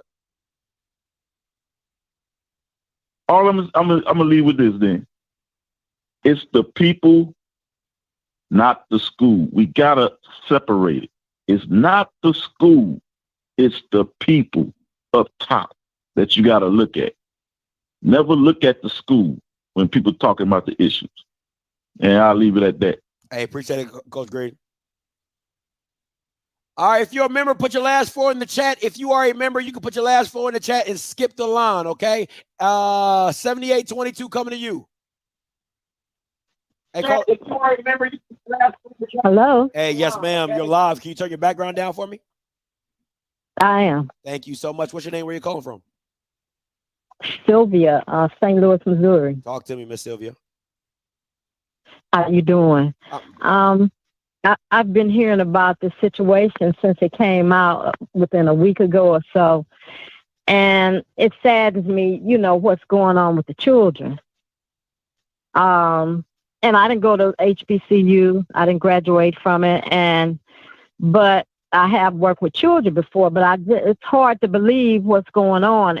And we need to expose this thing, and we need to talk about what's going on. Absolutely. As Black people, sometimes we don't want to put that stuff out, and we can't blame the white man all the time either. These are our children. It's our responsibility. Yes, ma'am. I'm more than willing to give or whatever we need to do to fix this thing. It's been going on for decades, and it's going on too long. I agree. So, we need to come together and fix this. And I'm glad that Ed Reed exposed this. It brought attention. If it didn't do nothing else, if he didn't get the job or whatever, but it brought attention. Everybody's talking about it. So now that we know, we need to do something and stop talking. Agreed. Anything else, Miss Sylvia? That's it. Thank you so much for the call. I appreciate it. Guys, listen, I am headed down to Daytona on Monday. Listen, we are $100 from our goal of $1,000. Me and Kia are trying to go there for the week. So we are $100 shy of our goal. I appreciate everybody who has given. If you like to give, please do not give through YouTube. It will take a whole month for me to get it. But if you like to donate 5, 10, 50, 20, 100, 20, 30, whatever. All right. Please, Off Script TV, please give to the, we're headed down there on Monday, right? We are $100 away from our goal of $1,000 to get down to Daytona. All right. Appreciate you guys. Any little bit helps. Thank you so much. Let's go. 5873 coming to you. Hey, calling you live. Please turn your background down. Hey, how are you? I'm doing fine. What's your name? Where you calling from? Well, I know you're ticked off just like I am. I'm calling from Tulsa, Oklahoma. Yes, ma'am. Talk to me. Well, I appreciate you so much for just keeping it real and not being compromised by these BCU graduates that's calling there. Sounds like they all have the same mentality. They want to cover it up instead of addressing the problem. Why do they actually go to school? We're supposed to be problem solvers, not people that's going around making excuses. If we continue to make excuses, we'll never have resolutions. So everybody on this line, we need to call the governor, call the health department, call every single person that can do something, come to that school and check it out and make them do something. Once we get the people in place that has the authority to do something, yes, they are private, but I know that they are operating under code. And once the authorities come in there, the health department and so forth come in there and say, hey, this is not good living conditions or whatever, they're going to make them fix this. So it's a shame for that Humpty Dumpty interim president to lie and say he walks around the campus. But if he was walking around the campus and interacting with the students wouldn't say they never seen him. Come on. Yeah, he's walking back and forward to his car. So for you not to even know what's going on the football team and these babies, well, I know the young adults are, using each other's helmet, using double jersey numbers, cliques. And I heard someone yesterday say they even serving the kids raw food and molded food. This is not okay. These are not slaves. And that meeting that they had was playing those kids like a fiddle. Like they are ignorant, that they don't know when somebody's playing games on them. They may be graduates, doctors, or whatever, but they're not even playing chess. They're playing Connect 4. They're not even playing checkers. They are so lame. And it's written all over their faces that they don't give a darn about those kids, because if they did, they would be doing something. Absolutely. And Disney called me. What are you going to do about everything? What the hell is Disney doing? How are they supporting them? I heard when he said they had 12% donors, now they have 1% donors, and then you got $3 million going to come in, but then it's going to be from the council. Where the hell is Disney? And these other people that's saying that he said that are donating to the school. Where is the money? I'm asking everybody to start making phone calls, flooding the governor's office. They trying to stop Rhoda Martin from coming to the church for the people's voices to be heard for change. Facts. Come on. It's sad that black people, I'm talking about black people, we want to act a clown when a white person do something to a black person, but then when a black person do something for a black person, oh, we got a muzzle on our mouth. We need to fight like we did when George Floyd died, and also fighting with these 5 black officers that killed that baby Tyson. We got to rise up and not shut up. And we have to let them know, even though you have authority, you're in position, you come down off your high horse. We are one voice, and we can make a change. Black people don't know how powerful we are when we come together. And it's sad that we have to fight against our own race. But we already know, just because we have the same color skin, that don't mean we can. So for her to shut down Rhoda Martin from coming to that church, for people to come and let their voice be heard for change, that's a no-brainer. They don't give a darn. This is a cover-up. And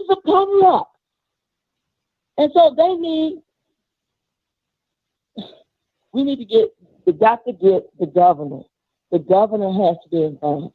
And I'm going to just be honest with you. This stuff happens in Democratic-run cities. I'm just going to be honest with you.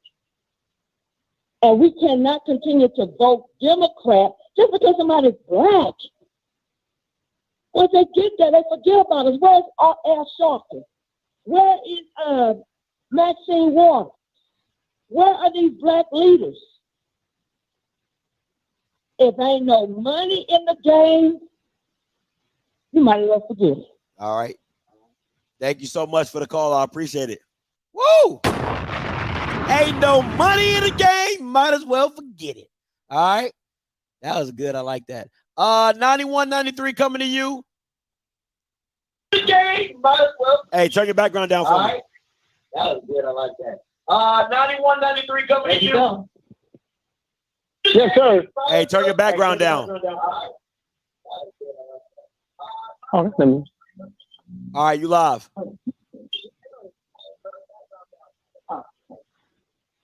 Hello? Hello? Yes, talk to the phone. Don't talk to the TV. Talk to the phone. What's going on? Yeah, I need to make a comment about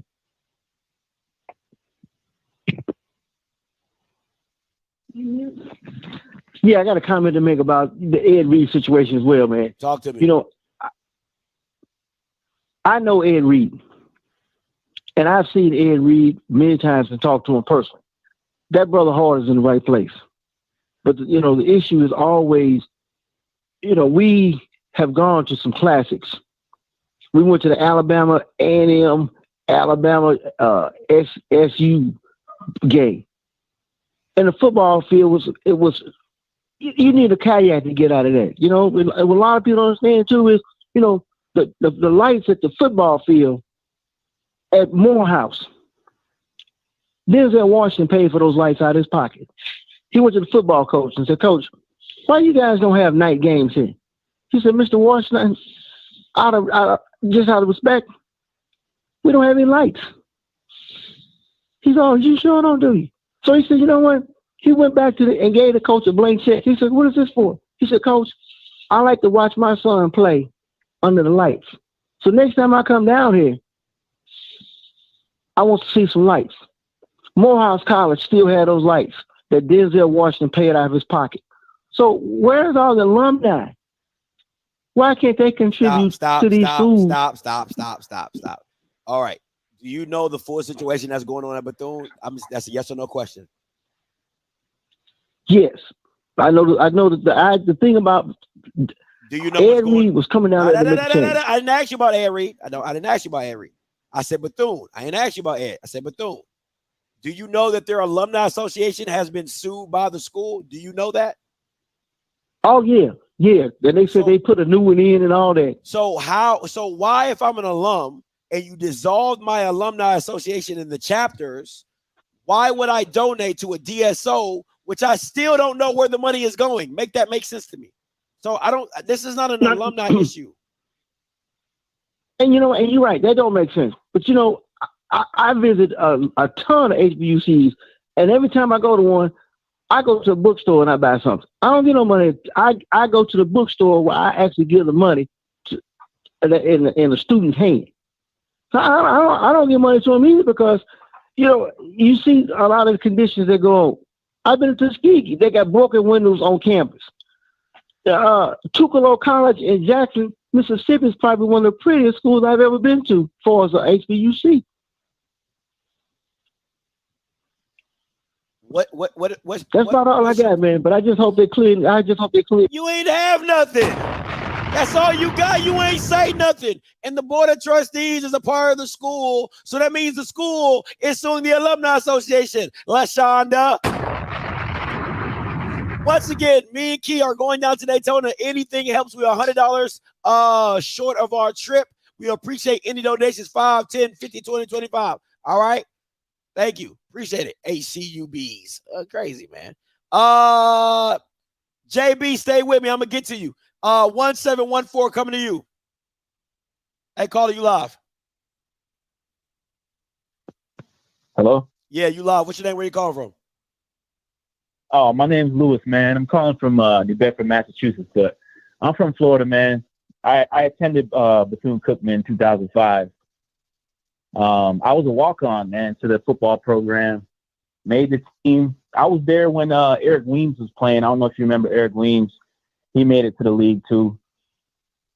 And I ended up not being able to play because of my clearinghouse paperwork, but I completed that in high school. So now I'm starting to wonder if that was something like behind, you know, the school was behind that, not wanting to deal with the situation, you know, just passing me along, because there was a few walk-ons that ended up not making the team but not playing. Yeah. So the school's been like that, man. The school's been like that since back then, since 2005.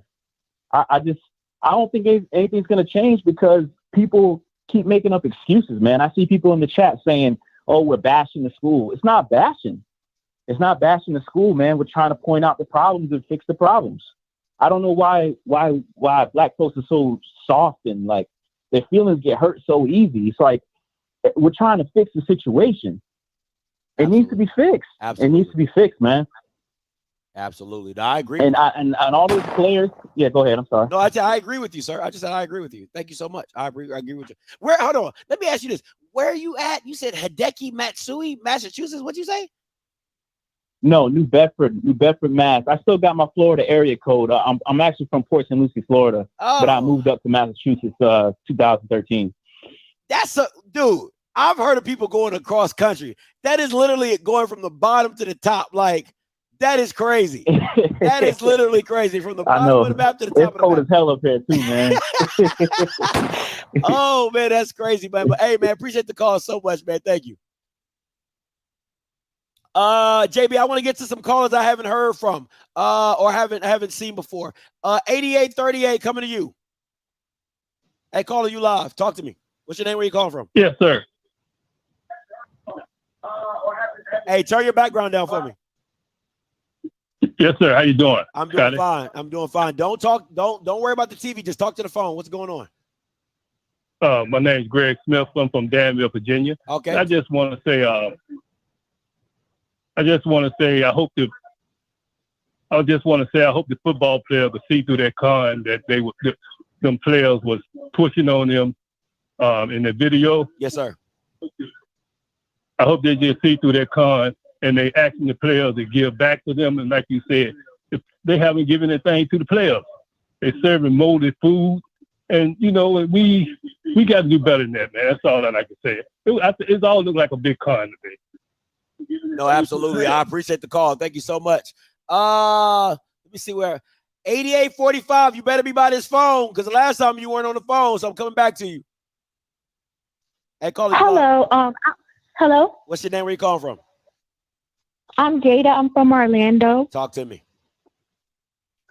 I'm speaking as a former student who had to transfer due to all the things that were going on. And I just want to say thank you to Ed Reed. He finally put a spotlight on the school. Because some of us, when we, I don't know how to say it, but when we signed up for the school, we had to sign into paperwork. And Black people don't read all that paperwork. And we basically had to sign saying we weren't allowed to speak out against the school. What? And we have protested and protested and protested over these same things throughout the years. And nothing has changed because we never had a spotlight on us. We never had somebody with a voice or a name to come out and help us. He has helped us.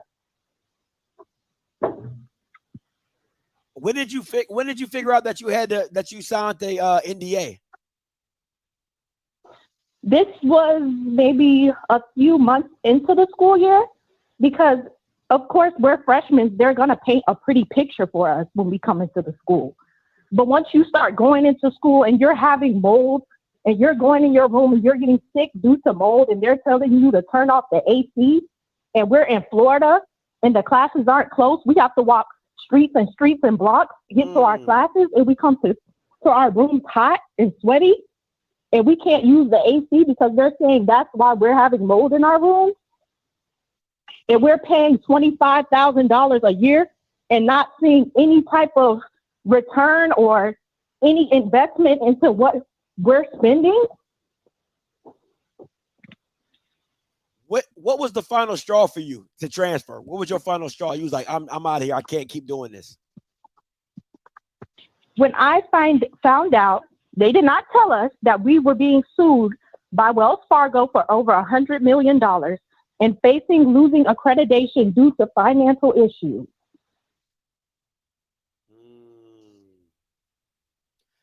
Wow. Isn't that? Oh yeah, I think that was about the dorms, correct? Yes, about the brand new dorms that are facing leakage and mold. Some of those photos with the white brick walls with the mold and stuff on them, those are brand new dorms. Those are dorms less than, 6 years old. Wow. Let me ask you this. If you had a platform and you could get in front of those kids, you can get in front of those parents, what would you tell them about Bethune and the situation? Or what would be your advice to those kids? I would say if you're already enrolled and you can't get out and you're scared and you're stuck, just keep pressing. We have to keep pressing. We have to keep applying pressure because every time we march, every time we protest, every time we put our voices out there, we just get put on the back burner because I don't know why. Maybe because they're a smaller school or we don't have that much notable alumni to speak out for us. But we have to keep applying pressure. Wow. No, Jada, I appreciate you calling in. Listen, if you wanna text me offline, you can text me at that top number if you got any information that you want me to put out. You know what I'm saying? But listen, I appreciate you calling in and telling Put your out story. the fact that in the last 2 years, Bethune-Cookman has received $86 million in government funding, and it's not seen anywhere. The damages from the hurricane were not that significant. They were not that significant to be having people facing mold for over 20 years. People that went to the school in the 90s telling me that they had the same issues.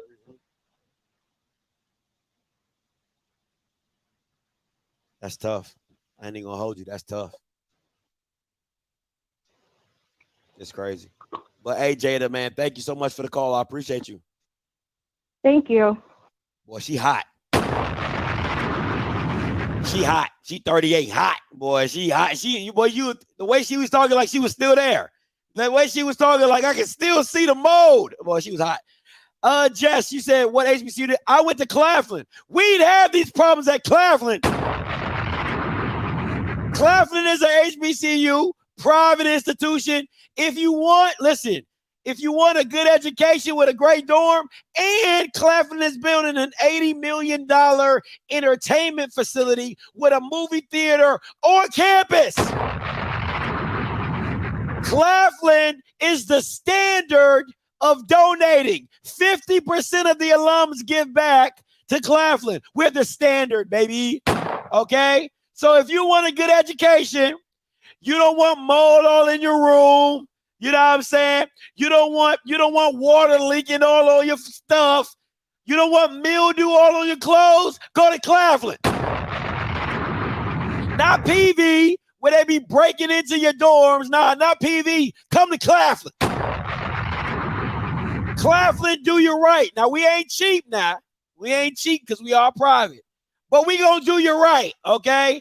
Got your own independent. We got new dorms. We got single dorms. You know what I'm saying? Individual dorms. We do it different at Claflin. Okay? So don't disrespect. Do not fix your mouth to disrespect, Jess. Do not fix your mouth. This is my platform. This ain't Josh. This ain't HBCU Nightly. This off script. All right? I run this. All right? I run this. Claflin all the way, baby. All right?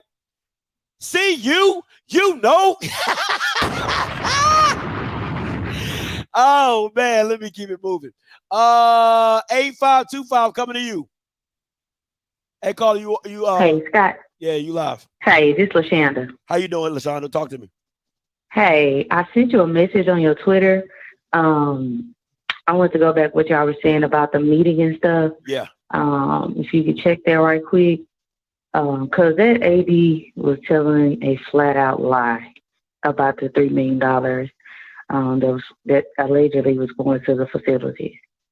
And the board member in Daytona Beach, because, that's where they play at, at the stadium in the city, got on my Twitter thread. I didn't even know the man was following me, and told it. Oh, yeah, I brought it up right here. I brought it up right here. He said he didn't approve that $3 million funding. So they just end up in that line in these kids' face, man.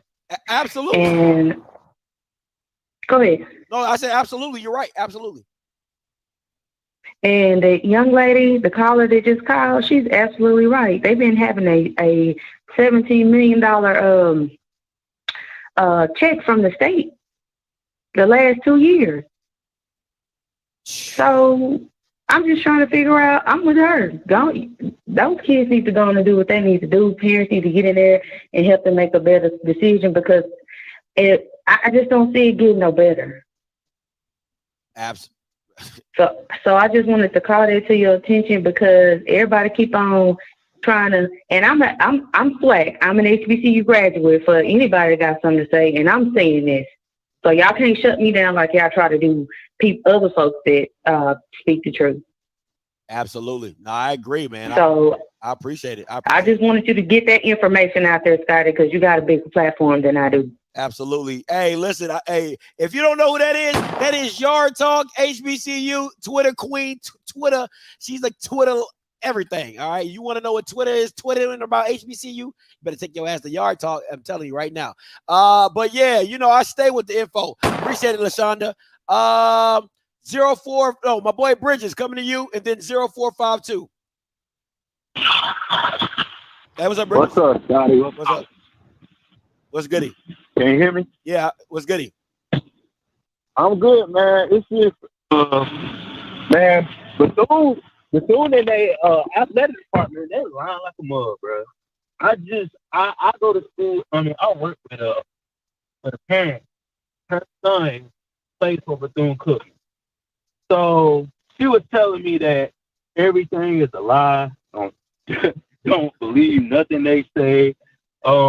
When they went to Jacksonville, they ate at Edward Water campus. I never heard another football team going to another school to eat on campus. Wow.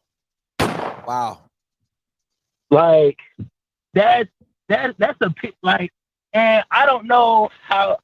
To me personally, I don't know what Edward Water campus looked like or how it's set up there, but she said her son said it was just straight nasty.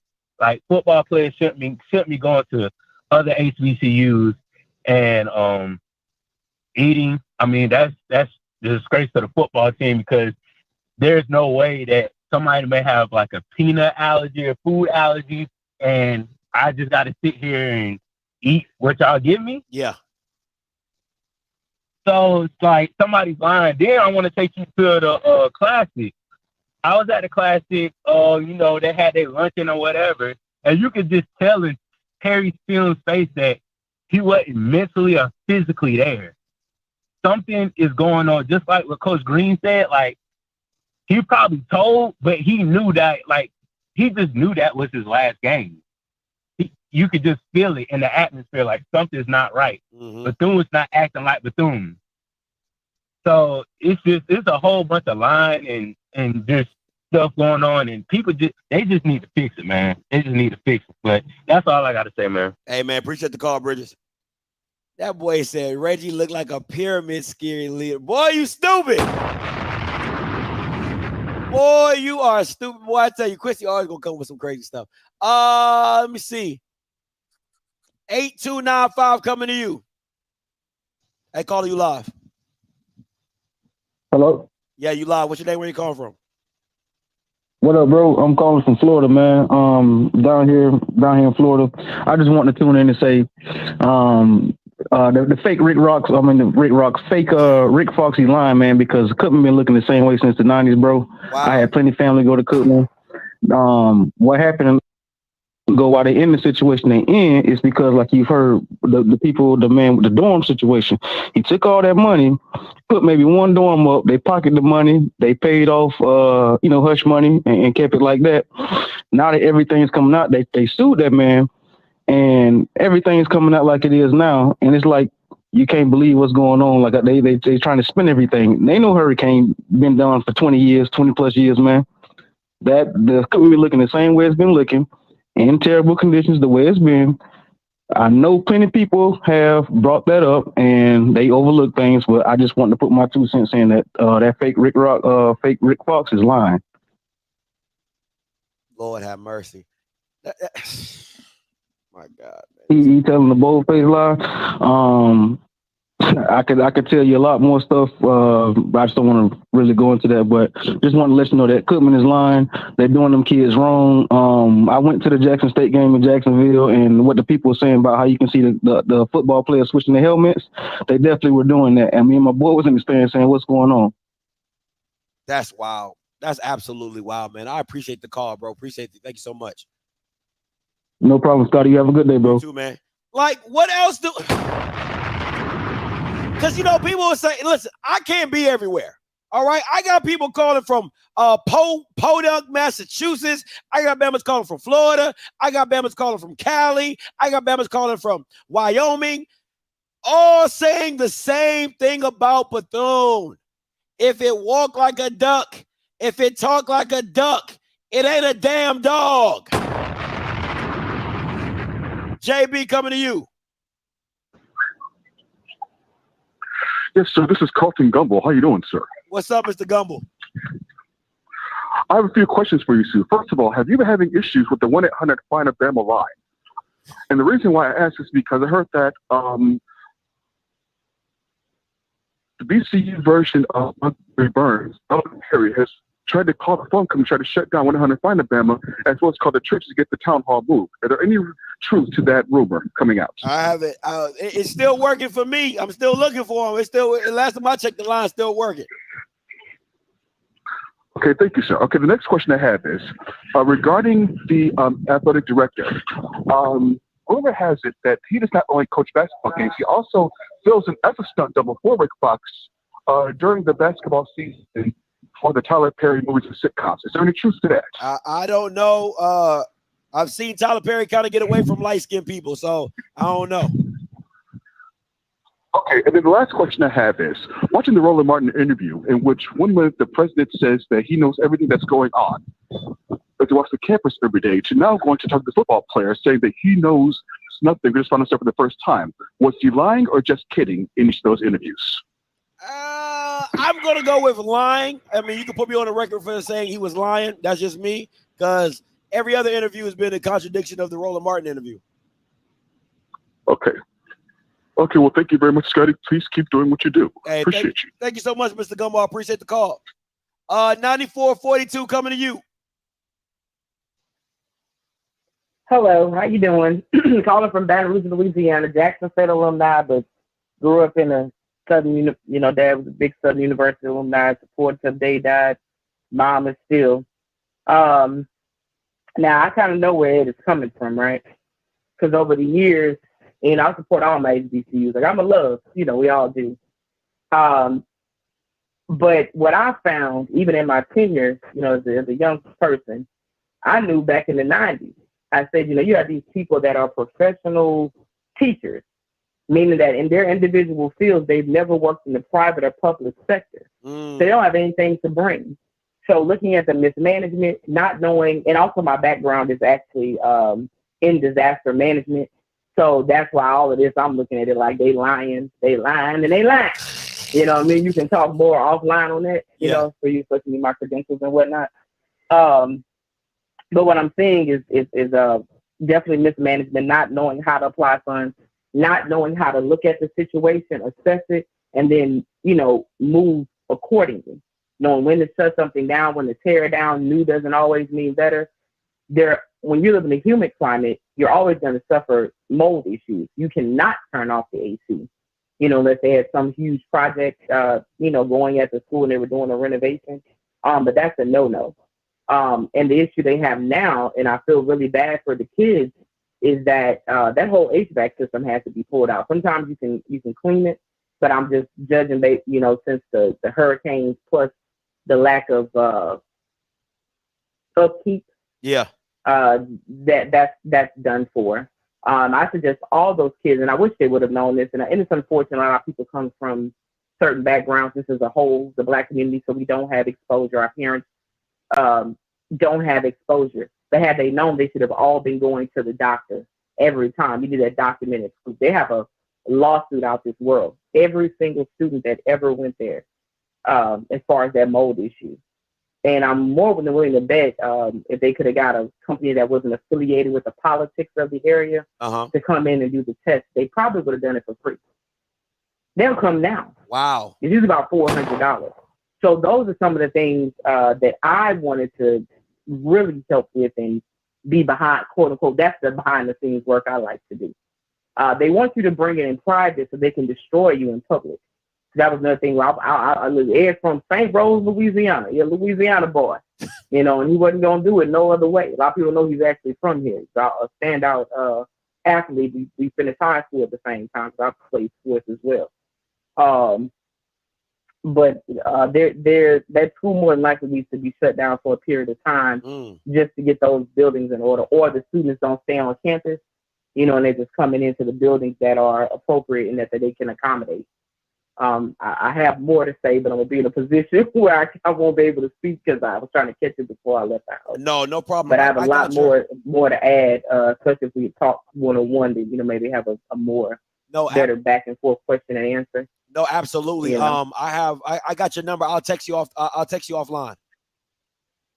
Okay, my name is Susan. And and for the record, there's a huge black company owned by a guy, so right there in South Carolina, that does this type of mitigation. And he is already cleared government-wise, runs maintenance on several government facilities. Wow. And then everybody on this phone, especially all of us HBCU grads, we all know people that would have come in doing the same thing Ed was trying to do, taking his affiliations and utilizing that. Some was going to be donated, some they might have to pay a little something for, but it would have gotten done. So that what they're saying is BS, And I would just, any other HBCUs listening, y'all on the clock. Southern, you're on the clock. That board of directors that they hide behind, that general fund, a lot of y'all who went to these schools know what I'm talking about. Money that tries to be earmarked. We have plenty of millionaires that graduated from these black schools. They come in and try to bring money or donate it to something specific, and they'll say, oh, no, man, we can't do that. We got to put it in the general fund. It'll just disappear. They can't tell you where they put the money, but let's not put it on the project that you were trying to do. But like I said, we could do a whole show around that, and I know I ain't the only person that could be on the panel telling the truth. Thank you so much, Miss Susan. I appreciate it. All right, talk to y'all soon. Yes, ma'am. Woo wee! All right, woo wee! It's getting hot in here. 4975. Hey, caller, you live. Hey man, how you doing, man? This is Derek, man. I'm calling from Atlanta, and the thing is, man. Turn your background down. Is your background turned down? Because you came in real loud. Yeah, it's turned down. Okay, go ahead. Do your thing. Yes, my name is Derek. I'm from Atlanta, Georgia, and I have family that went to Bethune-Cookman, and the issue is what they got going on is horrible. And like I say, I watch the game as well. I go to the Battle of the Bands because I'm a band geek as well. It's been plenty of times that band's supposed to come here and that they supposed to play here, and they never show up. And the thing is, to me, like I say, that is crazy because I was sitting there and I was watching when the president was talking, saying all these lies, and then they had the meeting with the football team. The thing is, this the thing. These kids need the right equipment to do their job. And then on top of that, you got to look at it. The coach that they had, he was a good coach. And you cannot bring in somebody else because the thing is, the program going to be messed up. To me, what I think is more Bethune-Cookman is going to be like Morris Brown College. When Morris Brown College went through all this stuff, the same thing what they're going through right now, the thing they went through right now, they're non-existent. If these kids leave this school and attend another HBCU, Bethune-Cookman will be like Morris Brown. And it don't make no sense because of us as color is trying to run this thing and they're not doing it the right way. They're not doing it for the kids. They're doing it for themselves. That is not right. And the thing is, somebody need to stand up. Somebody need to stand up and let them know, hey, President, what you're doing is not right. We need to figure out what we need to do better to make this school better. We need to figure out where we need to go to make this school stronger. If this school is controlled by a church, there shouldn't be no turmoil in the school. You see what I'm saying? Yeah. And that's where I'm coming at. If because like I know for a fact, Morris Brown was controlled by a church. Bethune-Cookman is controlled by a church. And the thing is, I don't understand how the church sitting back and let this go on with these children. That's crazy. It's wild. It definitely is, man. But I appreciate the call. Hey, I am locking this down. The conference has been locked. I'm taking these last 4 callers and we got to get up out of here. Make sure you tune in tonight, the NFL PA Bowl. I don't know if I'm doing a watch party. I might do a watch party. I might not. But if I don't do a watch party, make sure you go support those HBCU players playing in the NFL PA Bowl, all right? NFL PA Bowl All-Star game is played tonight, all right? Make sure you tune in to check that out, support. 2137 coming to you.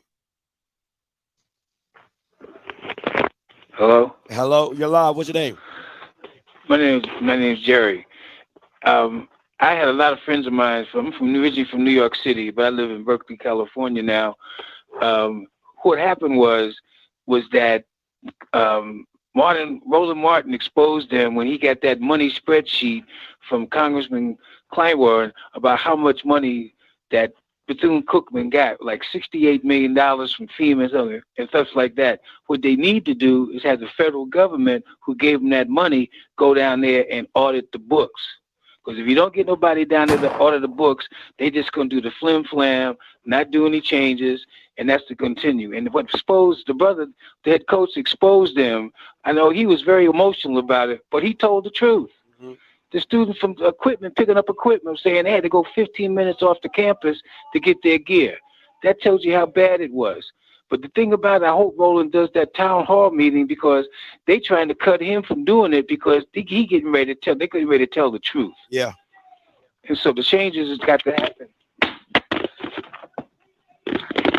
I mean, it's a bad case. I mean, I understand. He got private colleges like Knoxville College closed, Morris Brown closed, and a lot of these things are run by preachers. You talk about the church, man, Virginia Union, Hampton, half of them that run these schools are preachers. And you know what the preacher does on Sunday? He cuts the pie, gets the plate.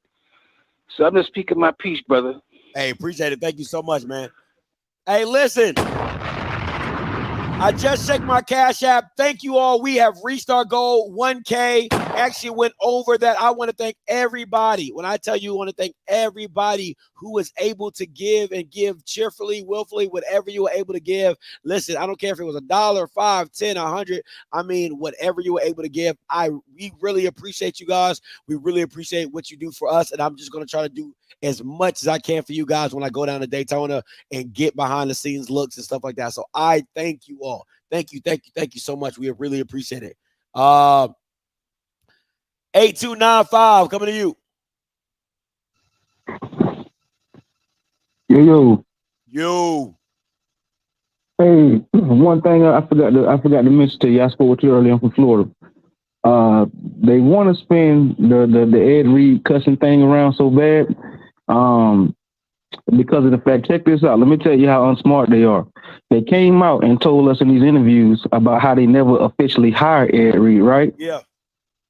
He met with those recruits, man. That's an NCAA violation. He has no accreditation yet. So they're really dumb because they're telling on themselves why they being exposed. Absolutely.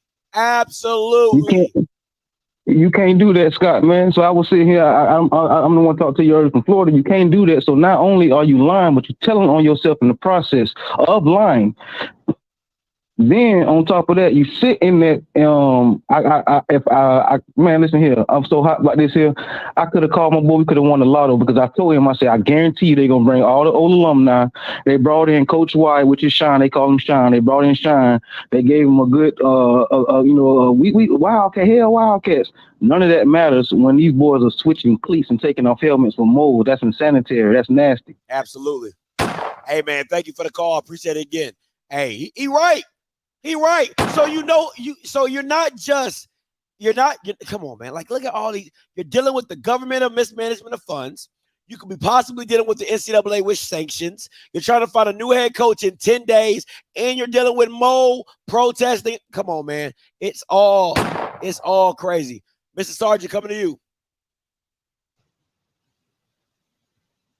What's up, sir? What's up? What's going on?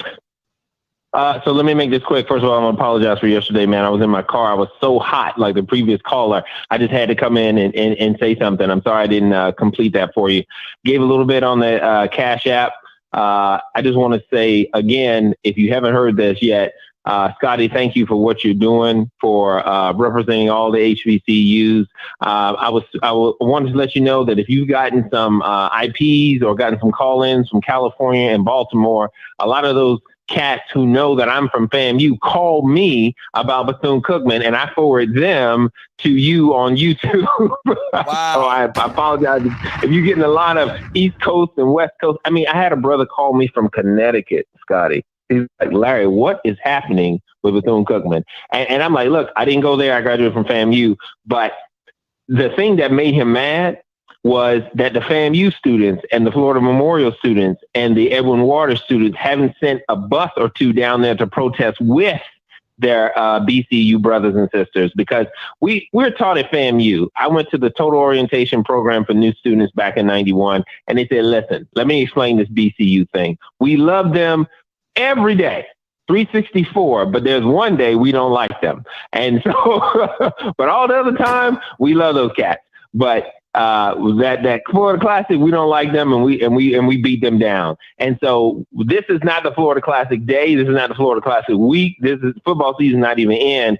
We definitely should be sending busloads of young people to protest with Bethune-Cookman people. Scotty, I'm gonna do my best to get down there. So I'm not just sending my money to you. I'm also gonna be there in body if you're down there. When you get down there, to just support you and support the students. I'm trying to get my sign together. Nevertheless, Scott, I just want to say peace, brother. Travel safely. I look forward to seeing your broadcast live, or I'll be seeing it here at the house. Take care, brother. I appreciate it. Listen, Mr. Sergeant, don't come down there with a sign saying this is off script or something, because I'm trying to go incognito, okay? People watch this show. People know who I am. It's funny, I literally got stopped in my neighborhood today. Somebody was driving through my neighborhood. I was walking on the phone. He's like, hey, aren't you on YouTube? I'm like, damn, like in my own neighborhood? You know what I'm saying? So I'm trying to go incognito. I ain't trying to get kicked out on the first day I'm in Daytona. That defeats the purpose. All right? That defeats the purpose. It really does. All right? Now, I want to say this. 9865, I promise you I'm going to get to you. Give me 2 minutes and I'm going to get to you. I'm going to say this. And a lot of people ain't gonna like to hear this. But I want y'all to think about this. I'm gonna come in real close. How bad did FAMU have to be to get their ass beat 10 years in a row by Bethune? I mean, think about that.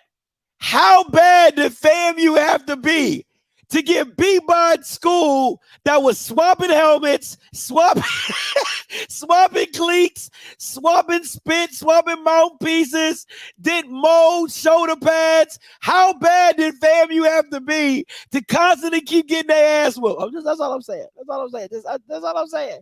That's all I'm saying. That's all I'm saying. That's the real question. That's the real question. How bad they sucked for FAMU. Man, listen. 9865. Caller coming to you. Hey, caller, you. How you doing? I'm doing good. What's your name? Yes, sir. This is Tank from Miami. Talk to me. And I gotta say, man, this is it's a longer scale. Like, it says a bigger part about the black community, because you got your elders, which is your grandpas and your grandma, arguing with your aunties and your uncles, and the kids are the ones that suffer at the end of the day. That's good. I don't know if you got family that argues within themselves, and then the mom don't want to talk to the dad, so now the kids got to suffer. So it's like, this is a bigger scale of what's going on, because if I'm giving you my money, you don't always got to tell me what's going on, but at least show me, like, hey, we got new this, we got new that. So there's no question of mismanaging money. But if BCU are getting alumni's money and then tell them to go, get the hell off. Like, and then you got to hear about kids not having mold, they having this and they have that. And it's like, okay, so now I need to see what you're doing. So now BCU like, well, we don't want your money no more. And guess who suffers? The kids. The kids. So it's like, it'll be so, the word be perfect. And be like, you know what, Ed Reed, we messed up, you messed up, and let's get this together. I'm gonna put my pride aside. You go put your pride aside, and in the bigger picture, the kids win. But no, no one wanted to be transparent. No one wanted to take accountability. Everybody prideful, and guess who suffers? The kids. And it's like, what do we do? It's 2023. Like this, I got young kids, and I want my kids to go to HBCU. Yeah. But it's like when my kids get of age, this is what they're gonna go through, and it sickens. It's not even sad. It sickens me because I don't want this for us. When are we gonna put our pride aside and come together and say, we all messed up, and like this has been a perfect world because you don't hear this with white people. They make sure the kids are taken care of. But it's that broke mentality to talk about, like, well, we don't want you to do it. Well, we're going to find the money, and then we don't do it anyway. So now these alumni, well, not the alumni, but these leaders, so-called black leaders, it's a trustee that's a judge, bro. Like, are you serious right now? Like, and then another point, I'm starting to think that they don't respect the athletic community, because you hear Michael Smith talking bad about Ed Reed, and they laughing at him that he's crying and all this book, you know what I'm saying? But it's like, wow, you black educators go to HBCUs and y'all mad that this man wants to do better for the kids that go there. Like, forget Ed Reed and what he did. He's trying to do better by the kids. So you're going to laugh at this man and talk down about this man when he's trying to do something that you haven't done or whoever is been doing. You know what I'm saying? So it's like, what are we doing here? Like, it doesn't make sense. The math ain't adding up. Man, my last thing is, like, where do we go from here? Are we going to keep complaining, or are we going to get results? And I hope everyone does sue and does get a restraining order so they can't fire another head coach. I pray this happens, because they just can't fire this man off something that he didn't do. So, whatever, man. That's my point, my take on that. No, but man. Thank you for your time. Awesome. Appreciate it, man. Thank you so much for the caller. Hey, no, I appreciate everybody that called in. I'm shutting these call lines down because I gotta get something to eat. I haven't ate all day. And all the cackling has gone. The bridesmaid stuff is done. So I'm free to get up out my man cave in my funky feet room. If you don't know what that means, go back and watch it. Listen, if you made it this far into the video, I appreciate you. If you're watching this live, please do not do it right now. If you're watching this off the replay, hashtag save Bethune. No. Hashtag where's the money going? Okay. If you've made it this far into the video, hit me with a hashtag where's the money going. If I see a hashtag where's the money going, I will put you in an opportunity to win a $20 Cash App from me. Pay for your lunch for the week, or pay for your lunch whenever you want to use it. All right. So make sure you put a hashtag, and I'll pick a winner, or maybe sometime next week during the week when I'm in Daytona. All right. Listen, guys, I appreciate everybody. I so much appreciate the donations. If you still want to give, you're more than welcome to give. The United Negro Foundation does not stop once you hit the goal. All right. So if you would like to continue to give, or you're like, hey, Scotty, I still want to give to you guys, the United Negro Foundation is always open. Okay, the United Negro Foundation is always open. Off Script TV is always open. All right, like 7-Eleven, always open. So until next time, you know what I'm gonna do. I'ma holler. God bless. And I'm still asking. Have you seen her? Tell me, have you seen her?